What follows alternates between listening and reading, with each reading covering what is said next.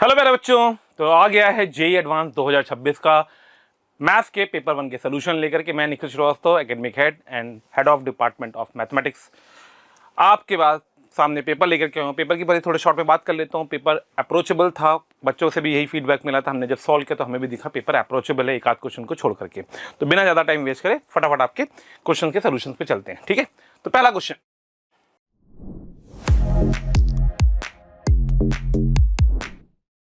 तो बच्चों पहला क्वेश्चन एओडी का आया था, है ना, एप्लीकेशन ऑफ डेरिवेटिव का। इसका मतलब बेसिकली अगर मैं बात करूं तो ये इंक्रीजिंग डिक्रीजिंग या मैक्सिमम किसी में भी डाल सकते हैं, इंक्रीजिंग डिक्रीजिंग या मैक्सिमम इनमें, ठीक है। लेवल क्या था, मैं मीडियम बोल रहा हूँ क्योंकि थोड़ी सी कैलकुलेशन है, वैसे तो इजी में भी इसको डाल सकते हैं, ठीक है। क्वेश्चन कुछ नहीं है, एक फंक्शन दिया, उसके नेचर के बारे में बात करवाइए।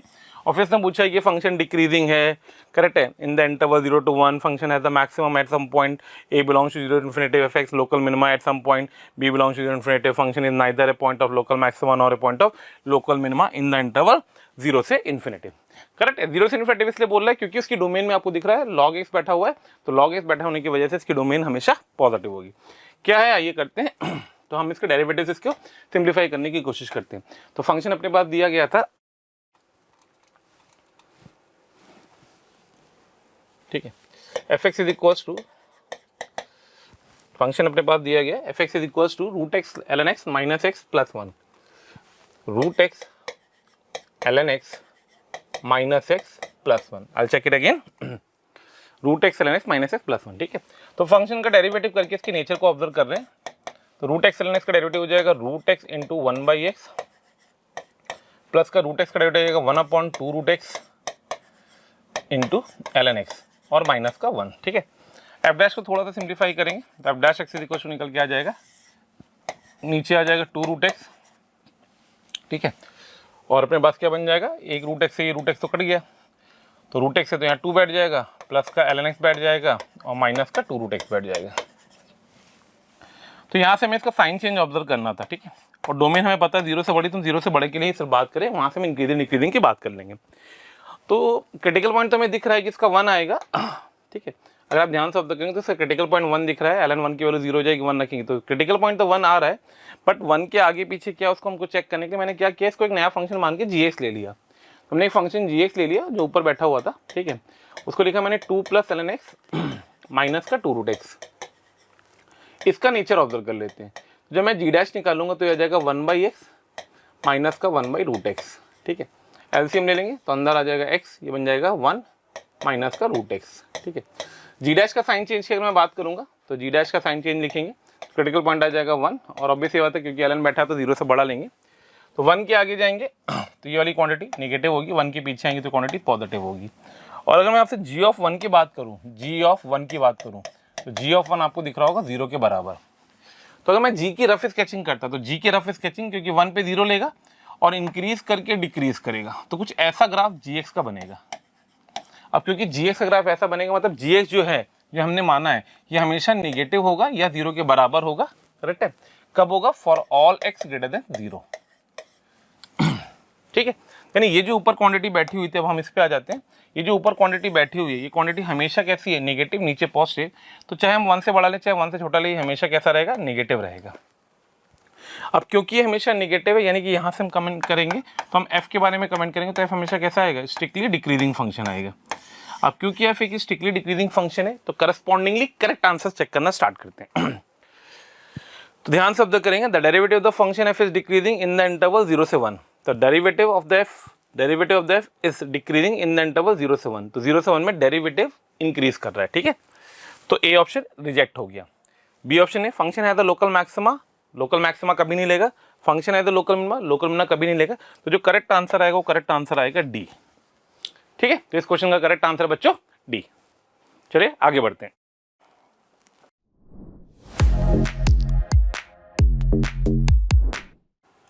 चलिए आगे बढ़ते हैं, नेक्स्ट क्वेश्चन देखते हैं। तो नेक्स्ट क्वेश्चन हमारे पास है, मैं पेपर हाथ में ले रहा हूँ क्योंकि बार बार पीछे हमको मुड़ना पड़ता है ना। तो पेपर का जो सेकंड क्वेश्चन हमारे पास है वो है P be a point on the parabola y equal to x square such that the slope of the tangent to the parabola at the point p is 4, correct. एक लाइन ये दे रखी है, p पॉइंट पैराबोला पे है जिसके टेंजेंट का slope 4 है। ऐसे ही q पॉइंट है शायद सर्किल पे, करेक्ट है, जिसके टेंजेंट का स्लोप है -1, और ऐसे R पॉइंट है इलिप्स पे, R पॉइंट है इलिप्स पे जिस पे टेंजेंट का स्लोप है -1/2, और वहाँ से हमें PQR निकालना है। तो ये क्वेश्चन है तो बेसिकली पैराबोला इलिप्स सर्किल का मिक्स है, तो आप इसको मैं कोनिक में डाल देता हूँ बेसिकली, ठीक है। लेवल भी मतलब ठीक है, मीडियम में है, मतलब बहुत टफ में, या मैं ये नहीं बोलूँगा बहुत मतलब मीडियम से कम ही बोलूँगा, इनफैक्ट ईजी भी बोल सकता हूँ इसको, ठीक है। ईजी भी है ये, मीडियम या ईजी में इसको काउंट कर सकते हैं अपन। क्या है, कैसे करा जाए, ध्यान से समझिएगा, ठीक है। तो सबसे पहले हमने क्या किया, पैराबोला के टेंजेंट का स्लोप निकाला किसी पॉइंट P पे। तो फर्स्ट पार्ट के लिए हमने कंसीडर किया P पॉइंट। अब क्योंकि P पॉइंट इस पैराबोला पे होना है तो मैंने कोऑर्डिनेट को कंसीडर किया t, t²।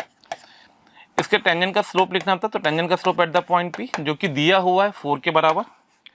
तो टेंजेंट का स्लोप मैं डेरिवेटिव से कर देता हूँ, ठीक है ना। तो 2t आ जाएगा, 2t = 4 आ जाएगा, तो यहाँ से t = 2 आ जाएगा, ठीक है। तो जो P के कोऑर्डिनेट आ जाएंगे वो बेसिकली आ जाएंगे 2,4। तो पहला P हमारा सॉल्व हो गया, ठीक है बच्चों। ऐसे मैं Q को सॉल्व कर देता हूँ। तो सेकेंड पार्ट में हम Q को सॉल्व करेंगे। तो Q पॉइंट है सर्किल पे, मैंने मान लिया Q के parametric coordinate √2 cos theta, √2 sin theta. Circle पे टेंजेंट का स्लोप है, तो टेंजेंट का slope at the point Q which is given as कितना दिया, -1।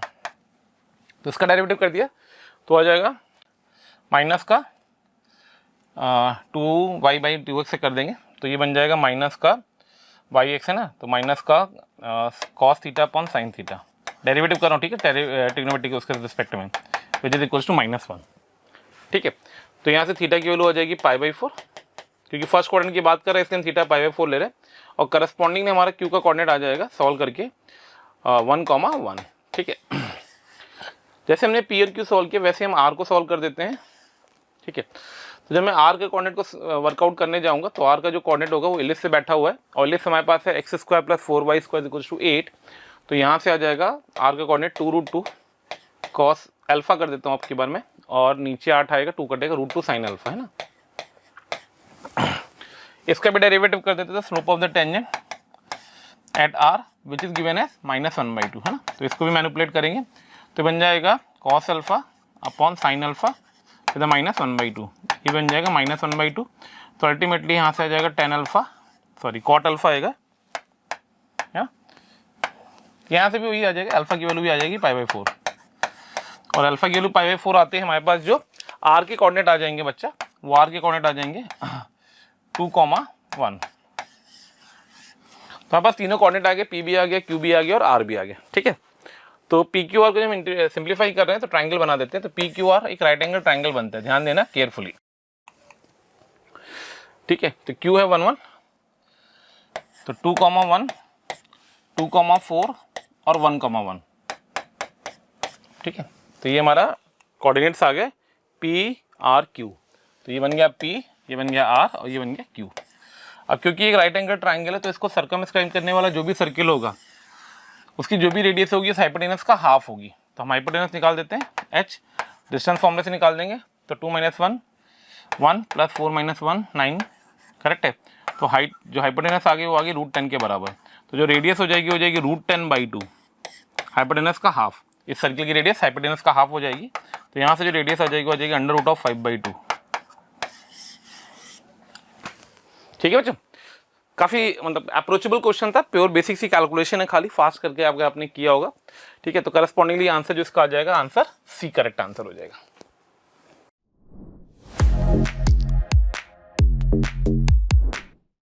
ओके, तो नेक्स्ट क्वेश्चन हमारे पास मैट्रिसेस का है, ठीक है।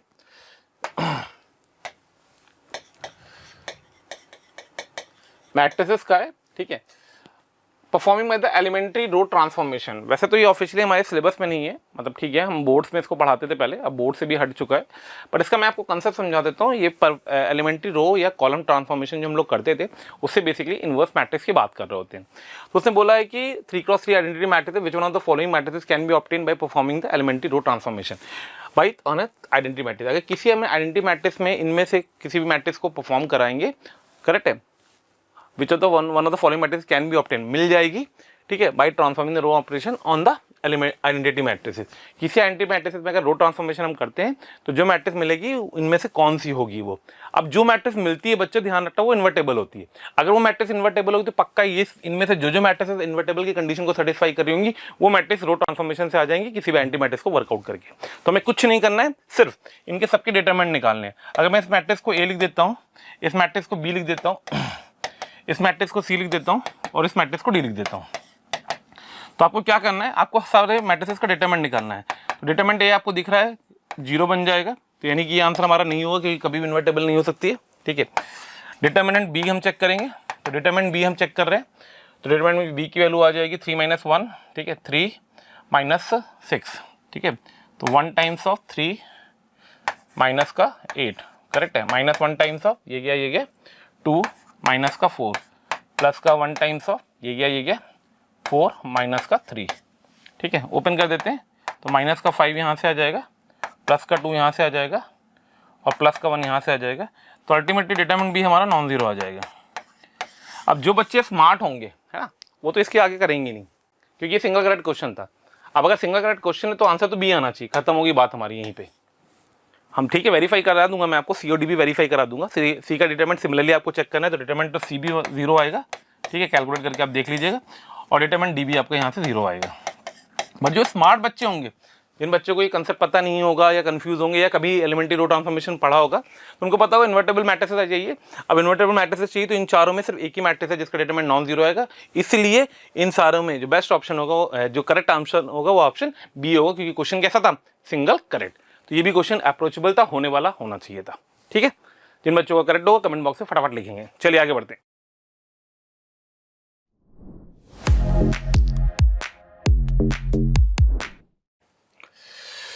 ओके, तो नेक्स्ट क्वेश्चन बच्चा एक आईटीएफ का क्वेश्चन है, ठीक है, इनवर्स ट्रिग्नोमेट्री फंक्शन। जैसे आप लोग को पता है, अगेन एक मीडियम लेवल का क्वेश्चन है, मैं इसको इजी भी दे सकता हूँ, ठीक है, मीडियम या इजी, प्रॉपर्टी बेस्ड क्वेश्चन है, काफी सिंपल है।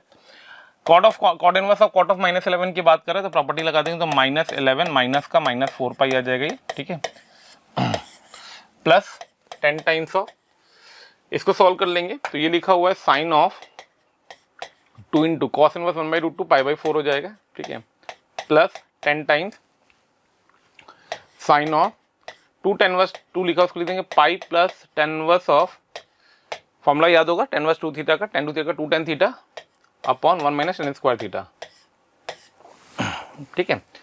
थोड़ा सा सिंप्लीफाई कर देते हैं इसको, तो ये बन जाएगा 4 पाई माइनस का 11 पहला टर्म, दूसरा बन जाएगा ये कटेगा π/2 आ जाएगा, तो ये 10 बन जाएगा, ठीक है, और तीसरा टर्म आएगा 10 टाइम्स, ठीक है। इस वाले पार्ट को थोड़ा सा सिंप्लीफाई कर देता हूँ मैं, इस वाले का ना, तो ये लिखा हुआ है sine of pi plus tan 4/3, तो माइनस का tan ऑफ माइनस का 4/3, तो ये बन जाएगा प्लस का 10 sine pi plus theta sine theta हो जाएगा, tan ऑफ माइनस का 4/3 आ जाएगा, नेगेटिव भी बाहर आ जाएगा, तो माइनस का 10, सॉरी यहाँ इनवर्स होना चाहिए, हाँ, ठीक है, साइन ऑफ 10 इनवर्स, ये फॉर्मूला लगाया मैंने, कौन सा लगाया पता ना, tan 2 थीटा का फॉर्मूला, तो tan इनवर्स 2 थीटा जो होता है, tan इनवर्स 2 जो होगा वो पाई plus tan inverse 2 × 2 upon 1 - 2 square हो जाएगा। सिंप्लीफाई कर देंगे तो माइनस का 10 साइन ऑफ, इसको लिख दूंगा sine of sine inverse of 4/5 with the help of the property minus का 10 इंटू 4/5 बन गया। यानी अल्टीमेटली जो फाइनल कंक्लूजन हमारे हाथ में आया, अगर मैं सबको सिंप्लीफाई करके लिख रहा हूँ तो पहला वाला टर्म देगा 4 पाई माइनस का 11, दूसरा टर्म देगा 10 और ये देगा 5 दूनी 10, 2 चला जाएगा, 4 दूनी 8 माइनस का 8, तो ये बन जाएगा 4 पाई माइनस का 11 माइनस का और माइनस का 7, तो ये 4 पाई सॉरी माइनस का 7, कहीं कैलकुलेशन गलत की एक बार चेक कर लूँ, tan of sine of 2 pi plus, तो पाई प्लस, हाँ ठीक है, तो पाई प्लस में यहाँ माइनस आएगा, ठीक है, तो ये गड़बड़ी करी थी अपन ने, यहाँ माइनस आएगा और फिर ये निगेटिव एडजस्ट करके प्लस देगा, तो ये प्लस आएगा और ये बन जाएगा tan इनवर्स ऑफ, तो आफ्टर सिंप्लीफिकेशन दे देगा 4 पाई 18 - 11 प्लस का 7, फाइनल आंसर हमारे पास सी आ जाएगा। तो इस क्वेश्चन का करेक्ट आंसर सी है। अगेन एक सिंपल अप्रोचेबल क्वेश्चन था, सारे बच्चों को करेक्ट हुआ होगा ऐसे मैं मान के चल रहा हूँ, ठीक है। चलिए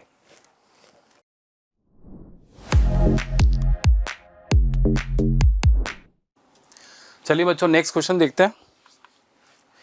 नेक्स्ट क्वेश्चन देखिए, जैसा कि आप देख रहे हैं प्रोबेबिलिटी के ऊपर बेस्ड क्वेश्चन है, ठीक है।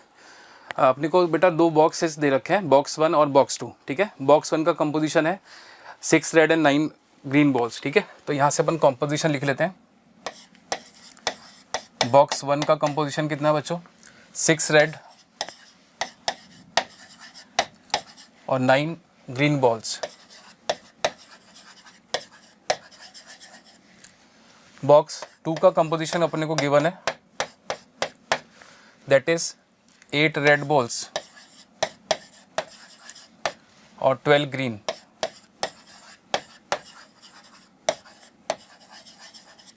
नाउ देखिए फर्दर क्या बोल रहे हैं क्वेश्चन में, all the balls of the box 1 and box 2 are mix together. तो दोनों को एक साथ मिक्स कर दिया गया है, and a ball is chosen at random from them. That means हमने दोनों को क्लब कर दिया एक सिंगल बॉक्स के अंदर, ठीक है। बॉक्स 1 प्लस बॉक्स 2, तो टोटल मेरे पास कंपोजिशन हो जाएगा कितना, 14 रेड एंड 21 ग्रीन बॉल्स, ठीक है। तो टोटल मेरे पास कितना हो गया, 35 बॉल्स हो गई। In total I have 35 balls respective of colour, 35 balls हो जाएंगी। नाउ देखें आगे क्या बोल रहा है, let even be the event that the ball chosen belong to box 1, ठीक है। तो यहाँ से इवन की प्रोबेबिलिटी अपन की बात करें, प्रोबेबिलिटी ऑफ इवन, इवन क्या है बच्चों, that ball is chosen and that ball belongs to box 1। तो बॉक्स 1 में मेरे पास यहाँ से 15 बॉल्स है, तो प्रोबेबिलिटी कितनी आ जाएगा, 15/35, right. Now probability of, next आपको क्या पूछा है, प्रोबेबिलिटी आपसे बोला let E2 be the event that ball chosen belong to box 2। Now box 2 में मेरे पास 20 बॉल्स हैं, तो प्रोबेबिलिटी ऑफ E2 जो हो जाएगा अपने पास, दैट विल बी 20/35, राइट। आगे बढ़ते हैं क्वेश्चन में, let F1 be the event that the ball chosen is red. Now ball red choose करनी है, तो रेड कहीं से भी आ सकती है, तो F1 का जो प्रोबेबिलिटी होगा that will B how much, यहाँ से टोटल 14 मेरे पास रेड बॉल्स है ना, तो 14/35। Now F2 B the event that ball chosen is green. Now green ball मेरे पास 21 है, तो probability of F2 will be 21/35। तो क्वेश्चन में जो भी डेटा है अपने सारा यहाँ पे लिख लिया है। नाउ आगे देखिए 1 बाय 1 अपने को ऑप्शन चेक करने हैं। तो फर्स्ट ऑप्शन देखें क्या बोल रहा है, the events E1 and F1 are independent. तो E1 F1 इंडिपेंडेंट है, इसको अपने को चेक करना है, ठीक है। दैट मीन्स अपने को क्या चाहिए, probability of E1 intersection F1। Now E1 intersection F1 का क्या मतलब हो गया बच्चों, E1 अपन से बोल रहा है कि ball chosen is from box 1, और F1 कितना है, दैट बॉल इज रेड। तो रेड बॉल चाहिए बॉक्स 1 से, दैट मीन्स 6 है ना। तो probability of E1 intersection F1 ये कितना आ जाएगा मेरे पास, 6/35, राइट, 6/35 आ जाएगा। अच्छा, और इन दोनों का इंडिविजुअल प्रोबेबिलिटी अगर मैं देखूं E1 और F1 का, तो इन दोनों का अगर मैं प्रोडक्ट करता हूं, देखते हैं कितना बनता है, probability of E1 into probability of F1, ये कितना आ जाएगा, दिस इज 15/35 इंटू 14/35, ठीक है। दिस इज 7 2 ज़ा 7 5 ज़ा, दिस इज 5 3 ज़ा, जो कि आ रहा है मेरे पास 6/35, राइट। इसका मतलब दोनों इवेंट्स कैसे हैं, इंडिपेंडेंट। तो ऑप्शन ए क्या हो जाएगा, सही हो जाएगा, ठीक है। सिमिलरली अपन ऑप्शन 2 चेक कर सकते हैं। अब की बार बोला है E2 और F2 डिपेंडेंट है। अच्छा, तो अगेन अपन E2 इंटरसेक्शन F2 निकालते हैं, है ना। तो देखिए यहाँ से E2 इंटरसेक्शन F2 अपन निकाल लेते हैं। E2 इंटरसेक्शन F2 कितना आएगा, देखो E2 को मतलब बॉक्स 2 से मुझे चाहिए और F2 मतलब ग्रीन चाहिए। तो बॉक्स 2 से मुझे जो है ग्रीन चाहिए, दैट मीन्स 12, तो दिस विल बी 12/35, राइट, 12/35। और इंडिविजुअल प्रोबेबिलिटी अगर अपन देखें E2 और F2 की, तो अपने पास गिवन है E2 और F2, तो इन दोनों का प्रोडक्ट कर लेते हैं ना। तो probability of E2 into probability of F2, तो यहाँ से अगर अपन इसको सॉल्व करेंगे बेटा, तो ये भी सेम ही आ रहा है, कितना आ रहा है, ये भी 12/35 ही आ रहा है। दैट मीन्स ये भी क्या है, इंडिपेंडेंट इवेंट है, लेकिन अपन को ऑप्शन में बोला है डिपेंडेंट, इसका मतलब ऑप्शन बी जो है वो रॉन्ग हो जाएगा मेरा, राइट। देन नेक्स्ट पूछा है the condition probability of F1 intersection E1, ठीक है। तो F1 इंटरसेक्शन E1 की कंडीशन प्रोबेबिलिटी चेक करनी है। तो देखिए F1 intersection E1 upon probability of E1, ठीक है, इसको सॉल्व कर लेते हैं अपन, ठीक है। तो ये कितना आएगा, F1 इंटरसेक्शन E1, F1 मतलब आपका बॉक्स 1 और E1 मतलब रेड, अगेन 6, ये आएगा 6/35 और probability of E1 upon already निकाल चुके हैं 15/35, ठीक है। तो इसको हम सॉल्व करेंगे तो कितना आ जाएगा, 35 कैंसिल हो गया 3 2 2/5 आ रहा है, ठीक है। Now again conditional probability of, जब आप प्रोबेबिलिटी ऑफ F1/E2 जब निकालेंगे तो ये वाला वैल्यू भी बच्चों 2/5 ही आ रहा है, ठीक है।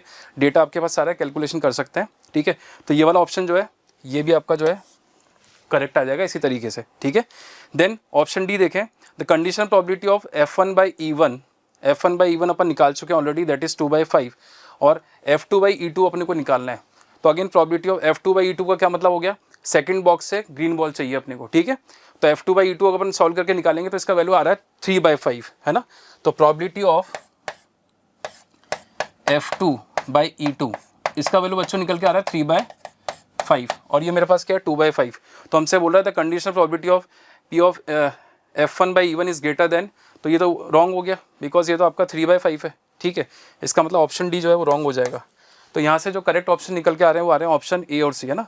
तो इस क्वेश्चन का आंसर हो जाएगा ऑप्शन ए और सी, ठीक है।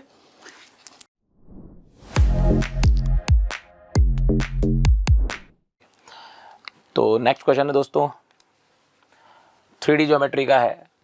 प्लेन आपको दे रखा है ये वाला, और आपसे बोला एक प्लेन P की इक्वेशन आप निकालिए जिसमें ये लाइन है और जो इस प्लेन के परपेंडिकुलर है, और एक और प्लेन P1 आपको निकालना है जो कि इस पॉइंट से गुजरता है। फिर ये ऑप्शंस आपको चेक करने, मल्टीपल करेक्ट है। तो सबसे पहले तो मैं इस प्लेन की इक्वेशन को मान लेता हूँ ax plus b y plus c z plus d बराबर 0, ओके। अब इस प्लेन पर अगर ये लाइन है तो इस लाइन के डी आर्स और उस प्लेन का नॉर्मल दोनों का डॉट 0 होना चाहिए। तो 2a plus 3b plus c should be 0। दूसरी बात, इस प्लेन के वो प्लेन परपेंडिकुलर है तो दोनों के नॉर्मल्स का डॉट 0 होना चाहिए, इस तरीके से। अब इसको जब आप सॉल्व करोगे क्रॉस प्रोडक्ट टेक्निक से तो a/7 माइनस b/5 c/1 आएगा। तो a की वैल्यू आ जाएगी 7 लैम्डा, b की वैल्यू आ जाएगी -5 लैम्डा और c की वैल्यू आ जाएगी लैम्डा।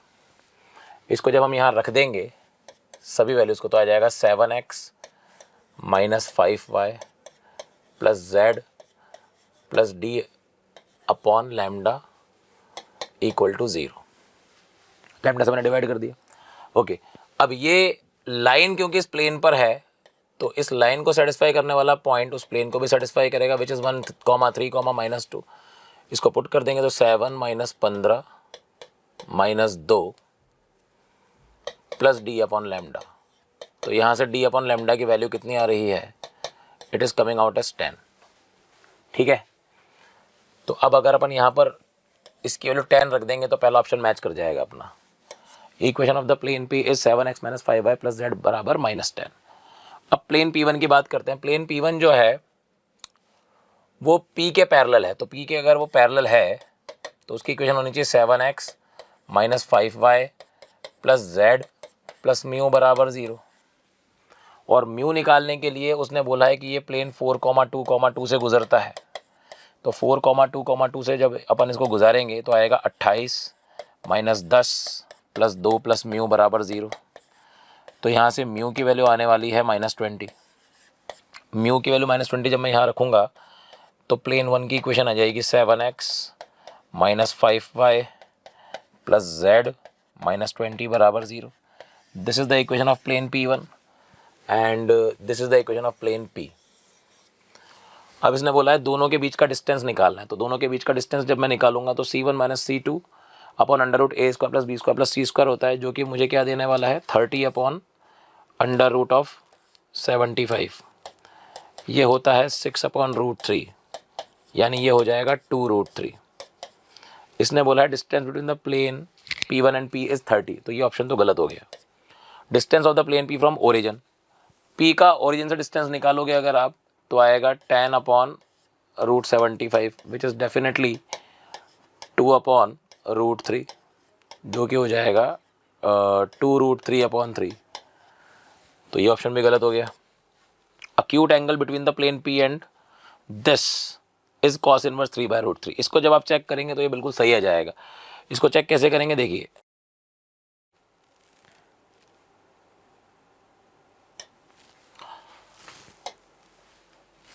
दोनों के नॉर्मल्स के DRs का डॉट कर दीजिए तो 7 × 2 14 हो जाएगा, -10 हो जाएगा, +1 हो जाएगा, अपॉन √75 हो जाएगा और √3 हो जाएगा। इसको सॉल्व करोगे तो 1/3√3 आएगा। एक्यूट एंगल पूछा है, मॉड लगा दो, इसका मतलब डी भी सही है। तो इस क्वेश्चन के करेक्ट आंसर थे ए और डी। ओके,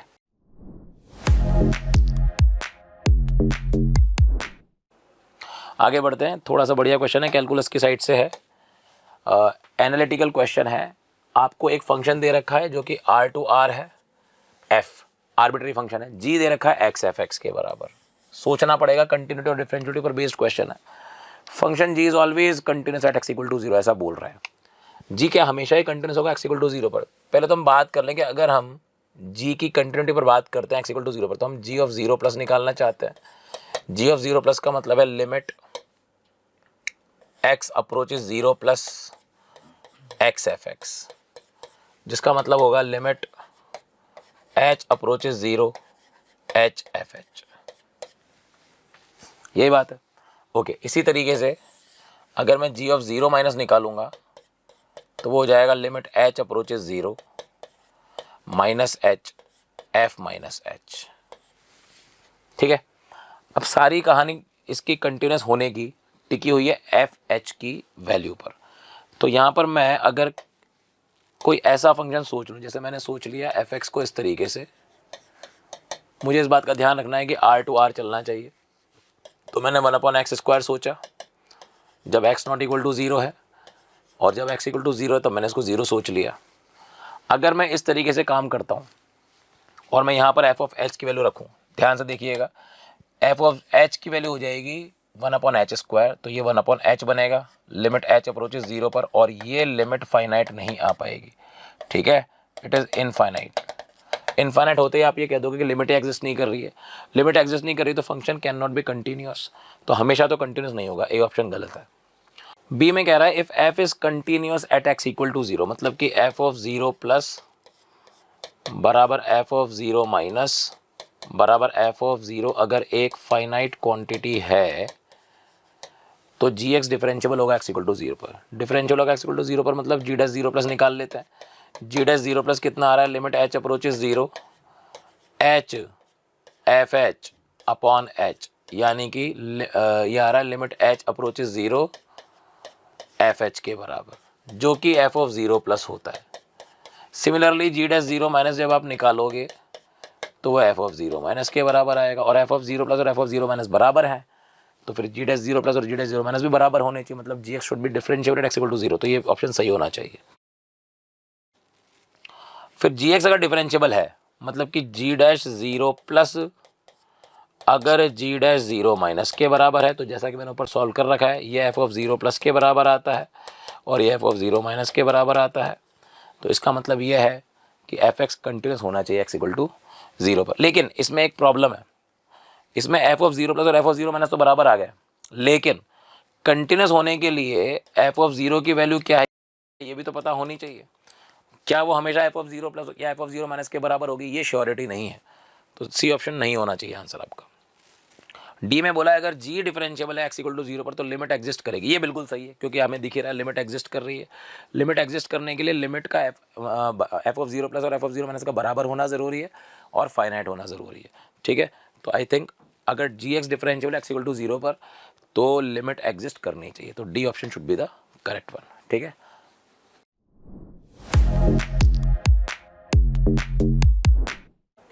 चलिए बच्चों नेक्स्ट क्वेश्चन की तरफ मूव करते हैं।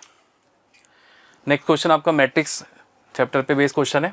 आपको एक मैट्रिक्स गिवन है, देखिए M, जो कि कुछ इस तरीके से है, and let PQR S A B C and D be integer such that M26 का वैल्यू दे रखा है। तो यहाँ से M26 निकाल के हम कंपेयर करके PQRS का वैल्यू फाइंड आउट कर सकते हैं। फर्दर हमने को बोला इनका समीशन जो है from M1 to M26 that is again a matrix जिसका element a b c d है, तो अगेन कंपेयर करके हम ये वैल्यू निकाल सकते हैं। तो चलिए पहले एम स्क्वायर देखते हैं, यहाँ से ऑब्जर्व करते हैं कोई पैटर्न आ रहा है कि नहीं आ रहा है। तो मैं एम स्क्वायर निकाल रहा हूँ बच्चों। तो देखिए एम स्क्वायर का वैल्यू क्या आएगा यहाँ से, दिस इज़ 2 2 4 -1 दैट इज़ 3, और ये बन जाएगा बच्चों मेरे पास माइनस का 2, देन A21 वाला एलिमेंट अपना बन जाएगा 2, और ये वाला जो एलिमेंट बनेगा दैट इज -1, राइट। चलिए एम क्यूब निकाल लेते हैं। एम क्यूब का वैल्यू देखें क्या बनता है। तो देखो एम क्यूब निकाल रहा हूँ मैं यहाँ से, इसको मल्टीप्लाई किया अपन ने फर्स्ट रो को फर्स्ट कॉलम से, दिस इज 3 2 6 और -2 दिस इज 4, 1 2 एलिमेंट निकालते हैं। तो ये बन रहा है मेरे पास माइनस का 4 और प्लस का 1 दैट इज माइनस का 3, देन 2 1 वाला एलिमेंट कितना आएगा बच्चों, दिस इज 3, एंड फाइनली 2 2 कितना बन जाएगा, -2 और 0 दैट इज -2। अगेन m की पावर 4 और निकाल लेते हैं तो हमको कंफर्म हो जाएगा कि पैटर्न क्या चल रहा है। वैसे कुछ आइडिया लग गया है। देखिए यहाँ पर 1 का इंक्रीमेंट हो रहा है, 2 + 1 3, 3 + 1 4, तो नेक्स्ट अपने पास 5 आना चाहिए। सिमिलरली ये -1, देन और डिक्रीमेंट हो रहा है -2 -3, तो दैट मीन्स ये -4 आना चाहिए। Similarly this is 1 2 3 serial number चल रहा है, तो यहाँ पर 4 आना चाहिए, एंड लाइकवाइज 0 से -1, देन और माइनस हो गया -2 और -3, है ना। तो ये वैल्यूज़ आनी चाहिए, चेक कर लेते हैं। तो एम क्यूब को अगेन मैं मल्टीप्लाई करूँ एम से, तो दिस इज 4 2 8, और यहाँ से मेरे पास बन जाएगा -3, तो बिल्कुल देखो 5 मैंने बोला था, तो ऑर्डर फॉलो हो रहा है ना। ठीक है, नेक्स्ट आपका -4 आना चाहिए, चेक करते हैं। तो इसको मैंने मल्टीप्लाई किया इस वाले कॉलम से, तो ये बनेगा -6 और +2, बिल्कुल देखो बच्चों ये -4 आ रहा है, इसका मतलब हमारा जो पैटर्न है वो बिल्कुल फॉलो हो रहा है। तो नेक्स्ट अगर आप देखें तो यहाँ से कितना बन जाएगा, ये 4, और ये कितना आ जाएगा बच्चों, -3। तो लाइकवाइज मैं M26 का वैल्यू जो है यहाँ से देख सकता हूँ कि जो M26 आएगा वो कितना आएगा अपना, देखिए यहाँ पर जो वैल्यू आ रहा है 2 3 4 5 है ना, 1 मोर देन दिस पावर, तो ये कितना बन जाएगा 27, ठीक है। और ये वैल्यू देखिए यहाँ पर 2 है, -2 है, 3 पे -3 है, 4 पे -4 है, तो 26 पे कितना आ जाएगा, -26, और ये आ जाएगा आपका 26 प्लस का सीक्वेंस चल रहा है, और यहाँ पर जो है आपका एक कम चल रहा है, तो दिस विल बी -25। तो यहाँ से बच्चों ये M26 आ गया, तो we can write the values of PQRS। तो P कितना आएगा बेटा, P आ जाएगा आपका 27, Q का वैल्यू आ जाएगा -26, R का वैल्यू आ जाएगा हमारे पास कितना 26, और S का वैल्यू आएगा बेटा -25, ठीक है। तो ये PQRS आ गया हमारे पास। नाउ अगर हम इन सब का समीशन करते हैं, दिस इज m की पावर 1 2 3 4 अप टू 26, ठीक है। तो ये मेरे पास यहाँ से ये इसका वैल्यू आ जाएगा। तो यहाँ पे अगर देखिए, अगर अपन इसको सॉल्व करते हैं तो हम देख पा रहे हैं यहाँ पे समीशन हो रहा है, ठीक है। देखिए m1 + m2 + m3 that means 2 + 3 + 4 + 5 up till 27, है ना। तो n नेचुरल नंबर का सम है, तो इसका फॉर्मूला मेरे पास होता है n × n + 1/2। तो ये कितना बन जाएगा 27 × 28/2, और एक सब्ट्रैक्ट कर देंगे हम क्योंकि हमने क्वांटिटी ये जो काउंटिंग है 2 से स्टार्ट किया है ना। तो दिस इज 14 टाइम्स 14 7 = 98, कैरी 8, और 14 2 = 28 और 9, ये बन गया अपना 378, और -1 दैट मीन्स ये कितना बन जाएगा बच्चों, this is 377, right. Then next देखें आप यहाँ से -1 -2 -3 कहाँ तक 26 तक। तो 26 का सम कर देते हैं, नेगेटिव लगा देंगे। तो this is n × n + 1/2, again this is 13 times, ये कैंसिल हो गया, 13 7 = 91 दैट इज ये हो गया 1, और 13 2 = 26, 26 और 9 कितना हो गया है 351, है ना। तो माइनस का आएगा ये, ठीक है। तो दिस इज -351, राइट। अच्छा देखो यहाँ पे भी सेम चल रहा है, देखो 1 2 3 4 अप टू 26, बस ये पॉजिटिव में आ जाएगा, तो दिस विल बी 351। और लास्ट हम कैलकुलेट कर रहे हैं, लास्ट आपका जो 0 -1 -2 -3 अप टू -25, तो 25 तक का सम चल रहा है, ठीक है।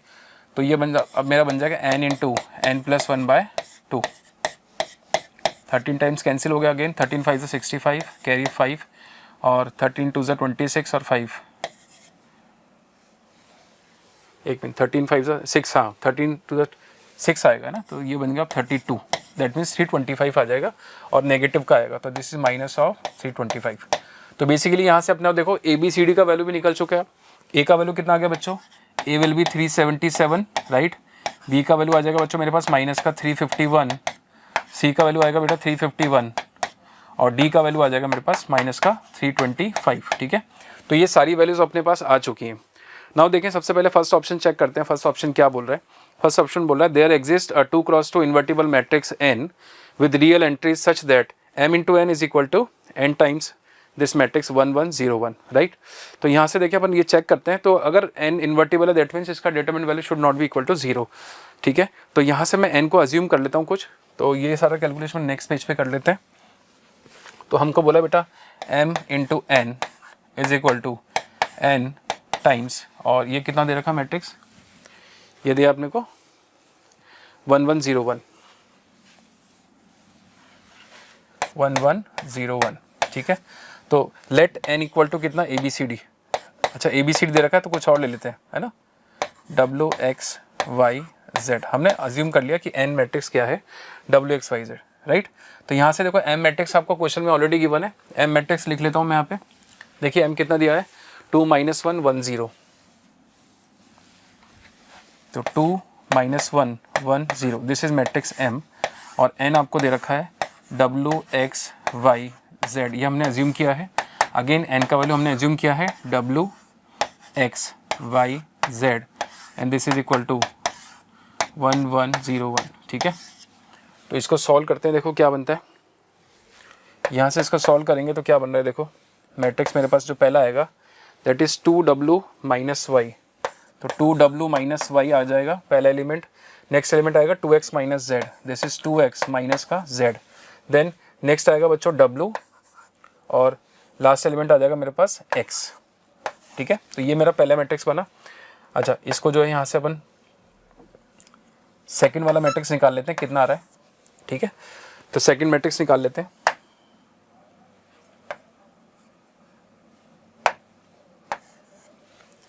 सेकंड मैट्रिक्स देखो क्या बन रहा है, W then W plus x right, W plus x बन जाएगा ये। Then second row first column this is Y, और सेकंड वाला बनेगा Y प्लस जेड, ठीक है, Y प्लस जेड। तो इन दोनों को अगर हम कंपेयर करते हैं तो देखो मेरे पास दो रिजल्ट आ रहे हैं यहाँ से, 2W minus y and this is given equal to how much W, ठीक है। तो यहाँ से देखो W कैंसिल हो जाएगा एक, तो W इक्वल टू वाई, यहाँ से एक रिलेशन आ रहा है मेरे पास कि W का वैल्यू किसके इक्वल है, Y के इक्वल है, ठीक है। देन नेक्स्ट मेरे पास आ रहा है 2x minus z equal to W plus x, 2x minus z is equal to W plus x, ठीक है। तो यहाँ से क्या आ जाएगा बच्चों मेरे पास, इसको इधर लेके आऊँगा तो x minus z is equal to W, एक रिलेशन ये आ गया, ठीक है। देन यहाँ से तो W इक्वल टू वाई आ रहा है जो ऑलरेडी अपना आ चुका है, और यहाँ से जब इसको इक्वेट कर रहा हूँ तो x equal to y plus z, x equal to y plus z, ठीक है।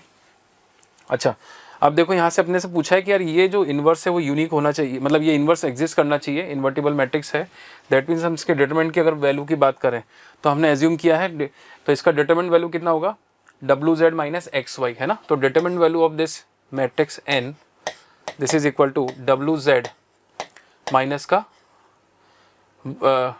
एक्स वाई, है ना, माइनस का एक्स वाई। तो W Z minus X Y आ रहा है इसका डिटरमिनेंट वैल्यू, ठीक है। अपने को पता है W इक्वल टू वाई है, तो y की जगह मैं W पुट कर सकता हूँ, तो डब्ल्यू जेड माइनस वाई की जगह मैंने W पुट किया। देखो बच्चों यहाँ से W कॉमन आ जाएगा, तो this is Z minus x, ठीक है। अब देखो Z माइनस एक्स का वैल्यू कितना आ रहा है माइनस W, दैट मीन्स ये कितना बन जाएगा माइनस का W स्क्वायर। तो देखिए अपन से बोला है कि there exist a 2x2 invertible matrix, तो बिल्कुल एग्जिस्ट कर सकता है यार, इसका वैल्यू जो है माइनस W स्क्वायर आ रहा है। तो कभी भी अगर मान लो for any non zero W, for any non zero W अगर कोई भी होगा तो उसके लिए इसका इन्वर्स बिल्कुल एग्जिस्ट कर सकता है ना। तो ऑप्शन ए जो है वो हो सकता है करेक्ट, है ना। तो option A is A correct option. Then the value of A is 378, तो ए का वैल्यू हम निकाल चुके हैं बच्चों, दैट इज 377। तो ऑप्शन बी आपका क्या हो जाएगा, ऑप्शन बी रॉन्ग हो जाएगा, ठीक है। सी की तरफ मूव करते हैं। देखो ऑप्शन सी क्या बोला है, ऑप्शन सी बोल रहा है for any two given integers m and n, m और n की कोई पर्टिकुलर वैल्यू के लिए there exist unique integers x and y such that, ये दो इक्वेशन दे रखी। तो बेसिकली अगर यूनिक इंटीजर्स एक्स और वाई अगर हैं हमारे पास, दैट मीन्स इसका यूनिक सॉल्यूशन आना चाहिए। तो यूनिक सॉल्यूशन के लिए अगर अपन देखें तो यहाँ से मेरे पास क्या आएगा, P S minus Q R, P S minus Q R, ठीक है, ये बनेगा P S minus Q R. We should not be equal to 0, इसका वैल्यू 0 नहीं होना चाहिए। तो देखो हमारे पास वैल्यू दे रखा है पी क्यू आर का, तो ये वैल्यू हम पुट कर सकते हैं ना। तो देखो यहाँ से पी क्यू आर एस का वैल्यू अपने पास ये गिवन है, तो पी क्यू आर एस का वैल्यू आप यहाँ सब्स्टिट्यूट करेंगे, ठीक है।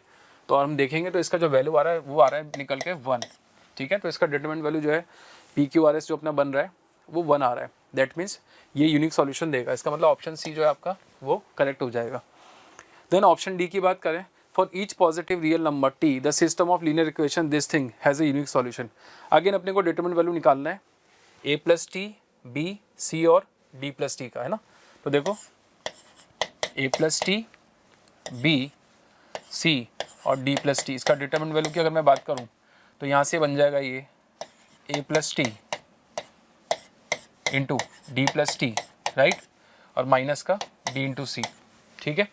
अच्छा देखो इसको मैं सॉल्व करता हूँ बच्चों, तो ये क्या बन रहा है मेरे पास, ये बन रहा है ए डी प्लस का टी स्क्वायर और प्लस टी टाइम्स ए प्लस डी माइनस का बी सी, ऐसा कुछ बन रहा है। तो हम देख पा रहे हैं क्वाड्रेटिक बन रहा है। अच्छा ए प्लस डी का वैल्यू अगर अपन देखें तो ए और डी में निकाल चुका हूँ ऑलरेडी। तो देखिए अगर आप देखें यहाँ से ए प्लस डी के वैल्यू की बात करें तो ए प्लस डी का वैल्यू देखो कितना आ रहा है, ये 42 आ रहा है ना। दैट मीन्स ये बन जाएगा मेरा 42t। तो ये कुछ इस तरीके से बनेगी, क्वाड्रेटिक क्या बनेगी, टी स्क्वायर प्लस 42t। अच्छा अब ए डी और बी सी का वैल्यू निकालना है, ठीक है। तो देखो यहाँ से ए डी का वैल्यू कितना आएगा, ए इंटू डी और एक मुझे निकालना है वैल्यू बी इंटू सी का, ठीक है। तो यहाँ से जब आप सॉल्व करेंगे तो ए डी का वैल्यू जो आ रहा है और जो बी सी का वैल्यू आ रहा है, ठीक है, तो बी सी का वैल्यू हायर आएगा, माइनस साइन के साथ में तो पॉजिटिव है और ये नेगेटिव वैल्यू आएगी ए डी, बट मैग्नीट्यूड इसका बड़ा है ना। तो ये मेरे ख्याल से सॉल्व करेंगे आप तो ये बनता है लगभग शायद 676 के आसपास बन रहा है। तो दैट मीन्स ये जो क्वाड्रेटिक बन रही है ये आपका बन रहा है। तो अगर इसका वैल्यू ये किसी पी की वैल्यू के लिए अगर 0 नहीं हो रहा है दैट मीन्स यूनिक सॉल्यूशन आ जाएगा। और देखिए आपसे ऑप्शन में क्लियरली गिवन है कि for each positive real number t, मतलब टी का वैल्यू कैसा है, पॉजिटिव। तो हम बोल सकते हैं this is not equal to 0 for all t greater than 0। अगर टी में ग्रेटर देन 0 लेता हूँ तो ये कभी भी 0 नहीं होगा, इसका मतलब इसका सॉल्यूशन जो है यूनिक आएगा। दैट मीन्स ऑप्शन डी जो है वो भी करेक्ट हो जाएगा बच्चों। तो अगर हम देखें फाइनली पूरे क्वेश्चन में तो अपना ऑप्शन ए करेक्ट है, बी रॉन्ग है और सी और डी और करेक्ट है ना। तो फाइनली अपना जो आंसर हो जाएगा इस क्वेश्चन का वो क्या हो जाएगा बच्चों, ए, सी और डी, ये 3 ऑप्शन करेक्ट हो जाएंगे, राइट। चलिए